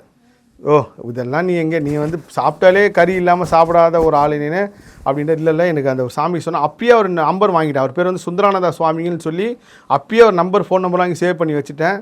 இவர் இப்படி சொல்லிட்டாரேன்னு சொல்லி சரி என்றைக்கு ஆரம்பிக்கலாம், வியாழக்கிழமை அந்த விரதம் ஆரம்பிக்கலாம். கரெக்டாக செப்டம்பர் 22 எங்கள் அம்மாவோட பர்த்டே, வியாழக்கிழமை இந்த விரதத்தை ஆரம்பிக்கலாம் அப்படின்னு சொல்லி முடிவு பண்ணுறேன். புதன்கிழமை சிக்கன், மட்டன், எறா, நண்டு என்னென்ன நான்வெஜ் இருக்கோ எல்லாமே வீட்டில் வாங்கி செய்ய சொல்லிட்டு திருப்தியாக சாப்பிட்டு விரதம் ஆரம்பிக்கலான்னு சொல்லிட்டு புதன்கிழமை நைட்டு 12 மணி வரைக்கும் சாப்பிட்டு விரதம் ஆரம்பிக்கிறேங்கம்மா. ஆரம்பித்து ஒரு வாரம் வந்து எனக்கு மைண்டு ஃபுல்லாக பிரியாணி போகுது. எங்கே போனாலும் பிரியாணி, எனக்கு பிரியாணினா உயிர். இங்கேருந்து பிரியாணி சாப்பிட்றதுக்கு ஆம்பூர் கிளம்பி போவேன் நான். அந்த அளவுக்கு பிரியாணி மேலே ஒரு பைத்தியம். யாராவது ஒரு பாய் வீட்டு கல்யாணத்துக்கு பத்திரிக்கை கொடுத்தாங்கன்னா அதை ஞாபகம் வச்சுக்கிட்டு போய் சாப்பிடுவேன். அந்த பிரியாணி மேலே அவ்வளோ ஈர்ப்பாது, ஏன்னே தெரில. இப்போ வரைக்கும் இந்த ஸ்பிரிச்சுவல் பேசுகிற வரைக்கும் பிரியாணினா அது வெஜ் பிரியாணி கூட அந்த ஒரு ஆசை இருக்குது. அது என்ன நம்ம இன்னும் அந்த பட்டு வந்து போக மாட்டேங்குது. அப்போ இவருக்கு ஃபோன் பண்ணி சொல்கிறேன், ஐயா என்னால் நான்வெஜ் சாப்பிட இருக்க முடியல, எங்கே போனாலும் என்னை சினிமாக்காரெல்லாம் கூப்பிட்டு போகிறாங்க, இதுக்கு ஒரு வழியே இல்லைன்னா. அப்போ தான் ஒரு வாரம் ஆகுது. அவர் சொல்கிறார், சாமி இருங்க சாமி, ஒரு விஷயம் வரப்போகுதுன்றாரு. கரெக்டாக விரதம் ஆரம்பித்து ஒரு 22 நாள் கழித்து என் ஒய்ஃப் வந்து எதார்த்தமாக டாக்டர் போகும்போது கன்சீவாக இருக்கேன், 3 மாதம் கன்சீவாக இருக்கேன்னு சொன்னாங்க. எனக்கு ஆச்சரியமாகிடுச்சு. அப்போ இவருக்கு ஃபோன் பண்ணி சொல்கிறேன், அவர் இதெல்லாம் ஒரு பெரிய விஷயம் இல்லை சாமி, இன்னும் இறைவன் கொடுக்க போகிறாரு, தயாராக இருங்கன்றாரு. அதுக்கப்புறம் என் வாழ்க்கையே மாறுதுங்க. அப்போ தான் நான் டெல்லி தொடர்பு வந்து எனக்கு பெரிய அளவு கிடைக்குது. அப்போ டெல்லியில் ஆஃபீஸ் போட்டு இருக்கிற அளவுக்கு எனக்கு கான்டாக்ட் கிடச்சி 48 நாள் விரதத்தை கம்ப்ளீட் பண்ணிட்டேன். எனக்கு பொண்ணு பிறக்குது சாதனான்னு சொல்லிட்டு. இவர் வந்து ஐயா முழுக்க இறைவன் ஆசீர்வாதம் இருந்தாங்கம்மா. இதில் வந்து இப்போ குழந்தை இல்லாதவங்க கூட நான் சொல்லி 8 வருஷம்லாம் ஒரு இதுக்கப்புறம் மினிமம் குழந்தை பிறகுது ஒரு 3 வருஷம் ஆகிடும். அந்த அளவுக்கு ஒரு பெரிய முருகன் நடத்திருக்காரு, இறைவன் குரு மூலியமாக நடத்திருக்காரு. ஓகே, முருகன் உங்களுக்கு கடவுளா மட்டும் இல்லாம என்னென்ன ஸ்தானத்துலலாம் இருக்காரு? நண்பனாக இருந்திருக்காருங்க. இது உண்மை, நண்பர். அது எப்படின்னா எந்த தப்பு பண்ணாலும் சொல்லிடுவேன், எந்த தப்பு பண்ணாலும். அது எவ்வளோ மோசம், ஏன்னா அவருக்கு தெரியாமல் நடக்காதுல்ல. இப்போ சித்திரகுப்தன் கான்செப்ட் ஒன்று சொன்னாங்கம்மா. நான் வந்து அது ரிசர்ச்சில் வந்து இதை சொல்லிய ஒரு பெரிய தமிழ்நாட்டில் இருக்க ஒரு பெரிய எழுத்தாளர் வந்து என்னை கூப்பிட்டு பாராட்டினார். நீங்கள் சொன்ன சித்திரகுப்தன் மேட்ரு வந்து நான் வந்து பரவாயில்ல, இந்த வயசில் இவ்வளோ ஞானத்தை தேடி சொல்லியிருக்கேன்னா நானே அந்த ஆங்கில இதுவரைக்கும் யோசிச்சதில்லை அப்படின்னு சொல்லிட்டு. அந்த மாதிரி முருகன் நம்ம கூட நல்லா இருக்கார். நீங்கள் நினச்சிட்டு முருகருக்கு தெரியாதுன்ட்டு, நல்லது பண்ணாலும் கேட்ட எல்லாமே தெரியும். அப்போ தான் ஒரு விஷயம், யாருக்கிட்ட வேணாலும் உண்மையாக இருங்க பொய்யா இருங்க, ஆனால் முருகர்கிட்ட நெஜத்தோடு இருந்துருங்க. நீங்கள் முருகர்கிட்ட மட்டும் பொய்யா இருக்கா, அவர் தெரிஞ்சிடும் எல்லாமே. பொய்யா இருக்கிறோம், அவர்கிட்டையும் போக முடியாது. அப்போ இவர் சொல்லிட்டு 48 கம்ப்ளீட் ஆனோடனே இவருக்கு ஃபோன் பண்ணி, ஐயா நீங்கள் எந்த ஊரில் இருக்கீங்கன்னா அவர் கொல்லிமலையில் இருக்குன்றார். சேலமில் ஒரு ஊர் சொல்கிறது, அப்புறம் கொல்லிமலைக்கு போகிற, இமயமலைக்கு போகிற, இப்படியே சுற்றிக்கிட்டே இருப்பார். இவர் எந்த அளவுக்கு இவரோட பவர் பாருங்கம்மா. 48 நாள் முடிஞ்சுட்டு இப்போயா நான் நான்வெஜ் சாப்பிடலாமேனா சாப்பிடுங்க சாமி உங்கள் விருப்பன்றார். ஆனால் சாப்பிட்டதுக்கப்புறம் திரும்ப விரதம் ஆரம்பிங்கன்றார். ஒரு வாரம் உங்கள் விருப்பம் போல் இருங்க. அவர் சொல்கிறது ஒரு வாரம் உங்கள் நம்ம இப்பயும் சொல்லுவாங்க, அசைவத்துக்கும் பக்திக்கு சம்மந்தமே கிடையாதுங்கம்மா. அசைவத்துக்கு கர்மாங்க தொடர்பு இருக்குது. பக்தி எந்த இறைவனும் வந்து நீ நான்வெஜ் விட்டால் தான் உனக்கு அருள் பலன் கிடையாது. ஆனால் அசைவத்துக்கு கர்மாவுக்கும் பெரிய தொடர்பு இருக்குது. அப்போ அவர் என்கிட்ட சொல்கிறார், சாமி ஒரு வாரம் உங்களுக்கு பிடிச்ச மாதிரி இருங்க, 40 இந்த ஒரு வாரம் உங்கள் வாழ்க்கை எப்படி இருக்குன்னு பாருங்கள். இந்த 40 நாள் இருக்குன்னா நான் எப்போ இந்த விரத காலம் இருக்கணும் அப்போல்லாம் நான் நினச்ச விஷயம் தானாக நடக்கும், கேட்குற விஷயம் ஈஸியாக கிடைக்கும். எப்போ இந்த மாயனா இருக்கணும் அப்போ ஒரே ஸ்ட்ரகிளாக இருக்கும். அப்போ இதை நான் செல்ஃப் ரியலைஸ் பண்ணிட்டேன், ரைட் இதில் ஏதோ ஒரு பவர் இருக்குன்ட்டு 48 நாள் 108 நாளாக மாற்றுறேன். 108 நாளைக்கு எதுவுமே சாப்பிட மாட்டேன். 108 நாள் எப்படா முடியும்னு காத்துக்கிட்டே இருப்பேன். முடிஞ்சதுக்கப்புறம் நான் ஒரு ஸ்டார் பிரியாணி, அந்த பிரியாணி, இந்த பிரியாணி, தலைப்பாக்கட்டி பிரியாணி, எல்லா பிரியாணி சாப்பிட்டு திரும்ப வரத ஆரம்பிச்சிடுவேன். இப்படியே போயிட்டே இருக்கும்போது சுந்தரானந்த சுவாமி என்ன பண்ணுவார்னா, நான் நான்வெஜ் சாப்பிட்றது ஹோட்டலில் உட்காரலாங்க வரும், எப்படி தெரியுனே தெரில. நான் ஆர்டர் பண்ணிட்டு உட்காருவேன், யதார்த்தமாக ஃபோனு பார்த்தா சுந்தரானந்த சுவாமி கூப்பிடுவார். இது மாதிரி ஒரு வாட்டியில் கிட்டத்தட்ட 10 சம்பவம் நடந்திருக்கு. அவர்கிட்ட ஒரு வாட்டி சொன்னேன், ஐயா நான் நான்வெஜ் ஹோட்டலுக்கு போகிறப்ப நீங்கள் ஃபோன் இல்லை சாமி உங்கள் ஞாபகம் வச்சு அந்த கூப்பிட்டான்வார். அது இயற்கையை வந்து வேண்டாம் வேண்டாம்னு சொல்லி ஒரு மூலையை காட்டுது போல இருக்குன்னு அதுக்கப்புறம் அப்படியே கொஞ்சம் கொஞ்சம் கம்மி பண்ணேன். அதுக்கப்புறம் சுந்தரானந்த சுவாமிகள் பல வழியில் கைட் பண்ணாருங்கம்மா. ஒரு பெரிய அற்புதம் அதிசயம். அதுக்கப்புறம் தான் டோட்டலாக இந்த முருகர் பக்தி அப்படியே உள்ளே போகிறேன், டீப்பாக போகிறேன். ஒரு கட்டத்துக்கு மேலே முருகர் பேட்டி வைரல் ஆனதுக்கப்புறம் ஒரு படம் ப்ரீவியூ பார்க்குறது என்னை கூப்பிட்றாங்க. அந்த ப்ரீவியூ எப்படி பார்க்க போகிறேன்னா, அருணாச்சல வைத்தியநாதன் யதார்த்தமாக கூப்பிட்றாரு, நான் முருகர் பற்றி பேசுறதுனால அவர் கூப்பிட்றாரு. அதுலேருந்து ஒரு மாதத்துக்கு முன்னாடி தான் சீனிராமசாமி வந்து எனக்கு பழக்கமாகிறார், இயக்குனர் சீனிராமசாமி. அப்போது பேசிகிட்டே இருக்கும்போது, கோபி நீங்கள் போய் நீம் கரோலி பாபான்னு ஒருத்தருக்கார், அவர் போய் பாருங்கள், அமெரிக்காவுக்கு போவீங்கன்றார். சார் யார் சார் நீம் புரியல சார், நீம்பு கரோலி பாபான்றார். தெரியல சார், யூடியூப்பில் பாருங்கள் அவர் யாரெல்லாம் பார்க்க வந்திருக்காங்க பாருங்கன்றார். பார்த்தா ஃபேஸ்புக் ஓனர் வந்திருக்காரு, இவர் வந்திருக்காரு, நம்ம ஆப்பிள் ஓனர் வந்திருக்காரு. இன்னொட இந்தியாவில் இருக்க ஒரு சயின்ட்டை பார்க்குறது இவ்வளோ பேர் வந்திருக்காங்க. ஞாபகம் தேடி பார்க்கும்போது அவர் கிட்டத்தட்ட நம்ம அனுமான் அம்சத்தோடு இருக்கார். நீம் கரோலி பாபா அவர் பேர். அவர் இல்லைங்கம்மா, அவர் சமாதி வந்து டெல்லியில் இருக்குது. இவர் சீனிராமசாமி இந்த பேரை சொல்கிறாரு. எதுக்கு இவர் சொல்கிறாருன்ட்டு எனக்கும் தெரியல. நீம் கரோலி பாபா அப்படின்னு சொல்லிட்டு மைண்டில் மட்டும் ரிலீஸ் பண்ணி வச்சுக்கிட்டேன். கரெக்டாக அவர் சொல்லி ஒரு மாதத்துக்கு அப்புறம் இந்த படம் ப்ரிவியூ பார்க்க போகிறப்போ அருணாச்சல வைத்தியநாதன் சொல்கிறார், கோபி படம் பாருங்கள், இதில் ஒரு பெரிய வச்சுனா அது முருகர் சம்பந்தம் ஒரு காட்சி வச்சுருக்காரு, அதுக்காக நான் கூப்பிட்டே இருக்காரு. பேசிகிட்டே இருக்கும்போது ராஜேஷ் வைத்தியாவும் அருணாச்சல வைத்தியநாதன் இருக்கும்போது, Gopi next month September Neem Karoli Baba பார்க்க போகிறோம் வரீங்களான்றாரு. என்னடா இது நீம் கரோலி பாபா இப்போ தானே சீனிராமசாமி சொன்னார் சார், சீனிராமசாமி சொன்னார் சார் என்கிட்ட இவரை பற்றி, நீங்கள் கூப்பிட்றீங்களா சார், நான் உறுதியாக வரேன் சார், எவ்வளோ செலவாகும் சார் சொல்லுங்கள், நான் டிக்கெட் எல்லாம் போட்டுறேன்னொடனே அவர் டேட்டை சொல்ல, அந்த டேட்டில் டிக்கெட்லாம் போட்டேன். அவர் சத்தியமாக அவர் சொன்ன மாதிரி இப்பயும் சீனிராமசாமி நான் சொல்லுவேன் சார், ஏதாவது என் புக்குன்னு ஒன்று எழுதுனேன்னா அதில் உங்கள் பேர் கண்டிப்பாக இருக்கும் சார். ஏன்னா நீம் கரோலி பாபா பற்றி நீங்கள் சொல்ல எனக்கு தெரிஞ்சிருக்காது, யாரும் இதை பற்றி என்கிட்ட பேசியிருக்க போகிறதில்ல. அந்த நீம் கரோலி பாபா பற்றி இவ்வளோ விஷயம் தெரிஞ்சுக்கிட்டேன் சார். நீங்கள் சொல்லி ஒரு மாதத்துக்கு அப்புறம் அவர் அருணாச்சலம் வைத்தியநாதன் கோயிலுக்கு கூப்பிட்றாரு. கடைசியில் பார்த்தா நீம் கரோலி பாபா தமிழ்நாட்டுக்கு வந்திருக்காரு. ஆவடியில் அவர் இடத்துக்கு வந்து வீராபுரம்ன்ற ஊரில் நின்று அவர் வேற எங்கேயோ போகிற வழி மாதிரி அந்த இடத்துல என்ன அங்கே சொல்லி, இங்கே ஒரு ஃப்யூச்சரில் வந்து ஒரு கார்த்திக் சுவாமி கோயில் வரும், முருகர் கோயில் வரும்னு சொல்லி இப்போ அங்கே உண்மையில் அங்கே முருகர் கோயில் இருக்குது, வீராபுரம், ஆவடி வீராபுரம்ன்றல இப்போயே அந்த முருகர் கோயில் இருக்குது. அப்போ இவர் இப்படி சொன்னாரேன்னு சொல்லிட்டு நீம் கரோலி பாபா பார்க்க போகிறப்பே பெரிய அதிசயங்கம்மா. அங்கே பார்த்துட்டு அப்புறம் அங்கேருந்து ஒரு மெடிடேஷன் பண்ண ஒரு இடத்துக்கு போனோம். முதல் இமயமலை பயணமாக தான். அந்த ரெண்டாவதாக ஒரு இடத்துக்கு கூப்பிட்டு போனார். அங்கே விவேகானந்த தியானம் பண்ணியிருக்காரு, மகாதர பாபாஜி தியானம் பண்ணியிருக்காரு, நிறைய சயின்ட் வந்து அங்கே உட்காந்துருக்காங்க. அந்த ஃபோட்டோ நான் பதிவு செய்கிறேன், கண்டிப்பாக போடுங்க. அந்த இடத்துல தியானம் பண்ணும் போது எனக்கு அரசியல் வாழ்க்கையில் கிடையாதுன்னு ஒரு உத்தரவு வருது. எனக்கு ஒன்றுமே புரியல, இது சும்மா நம்ம நினப்பா இல்லை நம்ம ஓவராக ஸ்பிரிச்சுவலில் வந்ததுனால இந்த எண்ணம் வருதா அப்படின்னு, அரசியல் வாழ்க்கையில் கிடையாது இனிமேல் அப்படின்னு சொல்லி ஒரு சின்ன பையன் சொல்கிற மாதிரி எனக்கு வருது. நம்ம ஔவையார் படத்தில் பார்த்துருப்பேன்ல, அந்த ஔவையார் அந்த மாதிரி ஒரு தோற்றம் என் கூட வந்தவர்கிட்ட நான் சொல்கிறேன். ஏதோ வாழ்க்கையில் நான் வந்து மாற்றத்தை நோக்கி போகிறேங்க சார், இமயமலையெல்லாம் என் கனவு கூட நினச்சி பார்த்ததில்ல. ஏன் அங்கே வந்தால் மெயின் எனக்கு கடகலக்கணம் தான், இந்த நீர் சம்மந்தப்பட்ட எல்லாருமே இமயமலையில் இருப்பாங்க. நீங்கள் இமயமலை சார்ந்து நான் இதில் இப்போ ரிசர்ச் பண்ணேங்கம்மா. நீங்கள் வந்து ஒரு ஹோட்டல் தொழில் போனீங்கன்னா சுக்கிரன் சார்ந்திருப்பாங்க, இமயமலை இருக்கிறவங்களாம் நீர் சார்ந்திருப்பாங்க, அங்கே மேக்ஸிமில் திங்கக்கிழமை பிறந்திருப்பாங்க, கடகராசியாக இருப்பாங்க, கடகலக்கணமாக இருப்பாங்க. அப்போ இந்த விஷயம் வந்தோடனே சென்னை வந்ததுக்கப்புறம் முருகர் பற்றி பேசிட்டே இருக்கேங்கம்மா. அப்போது இந்த தேடை மெடிடேஷன் சொல்லி எனக்கு ஒருத்தர் சுப்பிரமணியன் சொல்லி வந்து வாழ்க்கையில் கற்றுக் கொடுக்க வரார். எப்படி வரார் அப்படின்னு பார்த்தீங்கன்னா, ஒரு பேட்டி வந்து அப்போ தான் இந்த முருகர் பற்றி பேசுகிறப்போ ரொம்ப வைரல் ஆகுது. அப்போ தான் ஆறுமுகம் மல்லிடும் அனுதினம் ஏறுமுகம்னு ஒரு மந்திரம் வந்து, இது யார் சொன்னாங்க எங்கே கண்டுபிடிச்சான்னு தெரியலங்கம்மா. நான் ஒரு 9 வருஷமாக இதை வந்து எங்கேயோ ஒரு நெட்டில் பார்த்து நான் வந்து இதை படித்து சொல்லிட்டே இருக்கேன். அப்போ அந்த ஆங்கர் கேட்குறாங்க, சார் முருகர் மந்திரம் என்ன ஒன்று சொல்லுங்கன்றப்போ இந்த மந்திரத்தை நான் சொல்கிறேன். சொன்னதுக்கப்புறம் இது இன்றைக்கி வந்து உலகம் ஃபுல்லாக இந்த மந்திரம் எங்கே பார்த்தாலும் ஒரு பெரிய அளவுக்கு இருக்குது. அது சக்தி உள்ள மந்திரம். இது நான் கண்டுபிடிச்சின்னு எங்கேயுமே சொல்லவே மாட்டேன். யார் கண்டுபிடிச்சிருந்தாலும் யார் சொல்லியிருந்தாலும் அவங்க ஒரு பெரிய முருகர் தெய்வ பிறவி தான். அவங்க பார்த்து தொட்டு வணங்குறேன். எப்படி சொல்கிறது, பேட்டன் ரைட்ஸா? ஆமாம். நிறைய பேர் வந்து என்கிட்ட பேசினாங்க, இது என்னோட மந்திரம் என்ன பண்ண. ஒரு 5 பேர் வந்தாங்க. ஒரு அம்மா வந்து பெரிய ஸ்வீட் பாக்ஸோட வடப்பள்ளி கோயிலில் நான் சொன்ன மந்திரம்னாங்க. நான் சொன்ன அம்மா உங்களை மாதிரி என்கிட்ட 4-5 பேர் சொல்லியிருக்காங்க, இல்லை நான் இவங்க தான் சொன்னாங்கன்னு சொன்னால் தப்பாயிடும். முருகர் சொன்னார்னு வச்சுக்கிங்களேன், முருகர் தான் அதை சொன்னார், நான் பர்டிகுலராக யார் பேரையும் சொல்ல மாட்டேங்கம்மா, இது நான் கண்டுபிடிச்சேன்னு கூட எங்கேயுமே சொல்லியே, நான் ஏதோ ஒன்று படிச்சிருந்தானே சொன்னேன். அப்போ இந்த மந்திரம்லாம் பண்ணுங்க. அப்போ அந்த அந்த எனக்கே ஆச்சரியம், நம்மளா இப்படி பேசணும், நம்மளா பேசுனது வந்து இப்படிலாம் வைரல் ஆகிட்டு இருக்கு. அப்போலாம் இன்ஸ்டாகிராமில் வந்து வாய்ஸாகவும் ரீல்ஸ்லையும் பார்க்குறேன். நானே இன்ஸ்டாகிராம் பார்க்குறப்போ இந்த மாதிரி பார்க்கும்போது உண்மையிலே சொல்கிறேன், இதுக்கெல்லாம் நம்மளுக்கு தகுதியே கிடையாது. ஆனால் ஏதோ ஒரு மாயை, எவன் போட்டவதையோ அந்த பாபா படத்தில் ஒரு டைலாக் வருவோம், யார் போட்ட மந்திரமோ நீ வந்து இதான் ஏதோ முருகர் போட்ட பிச்சை வாழ்க்கையில் இப்படி ஓடிட்டுருக்கு அப்படின்னு இருக்கும்போது தேடை மெடிடேஷன் சொல்லிக் கொடுக்கறதுக்கு ஒருத்தர் வராரு என் வாழ்க்கையில். அவர் அதுதான் எனக்கு தெரியவே தெரியாதுங்கம்மா. தொடர்ந்து எனக்கு ஒருத்தர் ஃபோன் அடிச்சுட்டே இருக்காரு. நான் வந்து பண உதவி எதுவும் எதிர்பார்க்குறாரு போல இருக்குது. ஐயா பண உதவி வேணா சொல்லுங்கள், என்னை நேராக பார்க்கணும்னு நினைக்காதீங்க, நான் ரொம்ப சுற்றிக்கிட்டே இருப்பேன், பணமா அப்படின்னு சிரிச்சுட்டு வாங்க அடையாறில் நான் பத்மநாப சாமி கோயில் போவோங்கம்மா. எவ்ரி ஃப்ரைடே வந்து அங்கே போகணுன்னு எனக்கு குருநாதர் ஜெயக்குமார் அண்ணன் சொன்னதுனால அங்கே போகும்போது அப்போ அவர் சொல்கிறார், நீங்கள் பத்மநாப சாமி கோயிலுக்கு வருவீங்கன்னு சொன்னல, அங்கே ஒரு காஃபி ஷாப் இருக்குது, நீங்கள் வேணால் அந்த டைமுக்கு வாங்க பார்க்கலான்னு சொல்லி அங்கேருந்து ரத்னா கேஃப் ஹோட்டல் பக்கத்தில் ஒரு இடத்துல அவர் மீட் பண்ணுறேன். அவர் வந்து ஃபஸ்ட்டு போனவொடனே ரொம்ப சாந்தமான குணங்கமாக அவர், இவரை போய் நம்ம தவிர்த்துட்டோமே, அச்சா எவ்வளோ திமிர ஆணவமாக பேசிட்டோமேன்ட்டு மனசில் ஒரு கில்ட்டினஸோட நான் சொன்னேன், ஐயா நான் வந்து நிறைய பேர் என்ன பேசினாலும் ஏதோ பண உதவியாக தான் கூப்பிட்றாங்கன்னு நினச்சேன், மன்னிச்சிங்க அப்படின்னா. பணமா அப்படின்னு சொல்லிட்டு ஒரு ஆக்சிஸ் ஆப்பில் ஓப்பன் பண்ணி காட்டார். ஒரு 45 லட்ச ரூபா ஒரு அக்கௌண்ட்டில் இருக்குது காட்டுறாரு. அவர் பணத்துக்கெல்லாம் உங்களை கூப்பிடல, நீங்கள் வந்து இந்த முருகர் ஏன் உங்களை பேச வச்சார், இதெல்லாம் எனக்கு தெரியலன்னு சொல்லியிருந்தீங்கல்ல, அது தெரியறதுக்கு உண்டான காரணம் வந்து விரைவில் வந்துருச்சு, நான் உங்களுக்கு ஒரு தியானம் சொல்லித்தரேன், அந்த தியானத்தை கற்றுக்குங்க மாதிரி இன்னொன்று சொன்னார். அவர் சொன்னது ரொம்ப தூய தமிழில் இருந்துச்சு, அந்த 6 சக்கரம் சார்ந்தது. அப்போது நான் சொன்னேன், ஐயா எனக்கு தியானம்லாம் பண்ணி பழக்கலைங்க, அதுக்கு உண்டான ஆளும் கிடையாது, என்னால் அவர் உட்காரவே முடியாது, ரொம்ப பரபரப்பாக சுற்றுற ஆளுன்னு.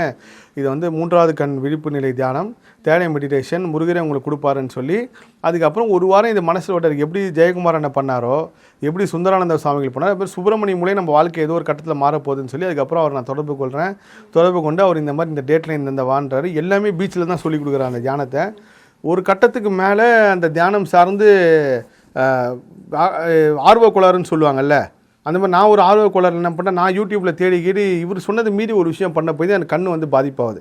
ஆனால் தான் இந்த கண்ணாடி போகிறதுக்கு முக்கியமான காரணம் அதான். என்னோட ரைட் சைடில் வந்து ரொம்ப வெளிச்சத்தை பார்க்கக்கூடாது அப்படின்னு சொல்லி நான் ஆல்ரெடி அவர் சொன்னது மீறி ஒரு விஷயம் செஞ்சுட்டேன்.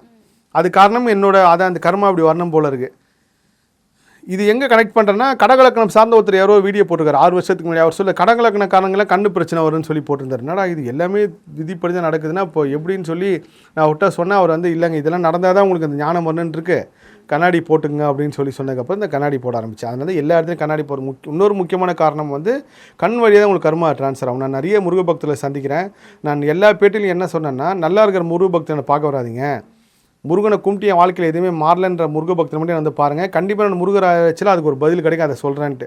அப்போ நான் யாரையுமே கண் பார்த்து பேசுகிறப்போ நீங்கள் அந்த மெடிடேஷன் ரொம்ப டீப்பாக போனீங்கனாலே உங்களுக்கு கண் வழியாக நீங்கள் எல்லாமே கண் தீட்சை கொடுக்குறது ஒரு பெரிய கான்செப்ட் இருக்குங்கம்மா. அதனால் நீங்கள் நிறைய அடியார்கள் பாருங்கள். இப்போ கூட நான் ரிஷிகேஷில் போகிறப்போ ஒரு சாமி கூட ஃபோட்டோ எடுத்து ஒரு கண்ணை திறக்கல, கண்ணை மூடி இருந்தார். ஸோ அந்த கண் வந்து ஒரு பெரிய சக்தியாக செயல்படுது. அப்போ இந்த கண்ணாடி போடுறேன், அப்புறம் தேடை மெடிடேஷன் சொல்லிக் கொடுக்குறேன். அந்த தேடை மெடிடேஷன் உள்ளே போக போக அப்போ அவர் சொல்லிக் கொடுத்து கொஞ்ச நாளில் தான் வந்து எனக்கு இனிமேல் வாழ்க்கையில் அரசியல்னு திரும்ப வருது அதே உத்தரவு. அப்போ தான் முருகர்கிட்ட உத்தரவு கேட்குறதுக்கு வந்து நான் ஆரம்பிக்கிறேன். முருகர் முன்னே எழுதி போடுவேன், எது வருதோ அதுதான். அப்போ 3 வாட்டி எழுதி போட்டு எடுக்க போது இல்லைன்னா வந்துச்சு. அப்போது அதுக்கு அடுத்த நாளே நம்ம பிஆர்ஓ மூலயமா நான் வந்து டோட்டலாக அரசியலேருந்து ஒதுங்கிக்கிறேன். நான் ஒரு அமைப்பு வச்சுருந்தேன், அது எல்லாத்தையுமே கிடச்சிட்றேன். நான் இதுக்கப்புறம் அரசியல் சார்ந்தோ அரசியல் விமர்சனமோ எதுவுமே பண்ண மாட்டேன், என் வாழ்க்கையில் மேலே அரசியல் கிடையாதுன்னு சொல்லி பேப்பர்லையும் எல்லாத்தையும் அறிக்கை கொடுத்துட்டு வந்தாங்கம்மா. குடும்பமும் உங்களை அப்படித்தான் பார்த்துருப்பாங்க. நீங்க திடீர்னு ஒரு நாள் வந்து எல்லாருமே ஆச்சரியப்பட்டாங்க. நான் வந்து முருக பக்தனா, தீவிர முருக பக்தனா இல்லை, அதுக்காக நான் போகல. இப்போ இல்லை, நான் அரசியல் விளங்குனதே முருக பக்தியில் பெருசாக போகணுன்னு கூட விளங்கலம்மா. தியானத்தில் உத்தரவு வந்துச்சு, அரசியல் இல்லை, ஏதோ ஒரு காரணம் வச்சிருக்காருன்னு தான் ஒதுங்கினேன். எல்லாருமே வந்து எனக்கு அட்வைஸ் பண்ணாங்க, தப்பு பண்ணிட்டீங்க. ஏன்னா என்னோட அரசியலுக்காக நான் பல லட்சம் செலவு பண்ணிட்டேங்கம்மா, பல விஷயங்கள் வந்து பண்ணிட்டேன்.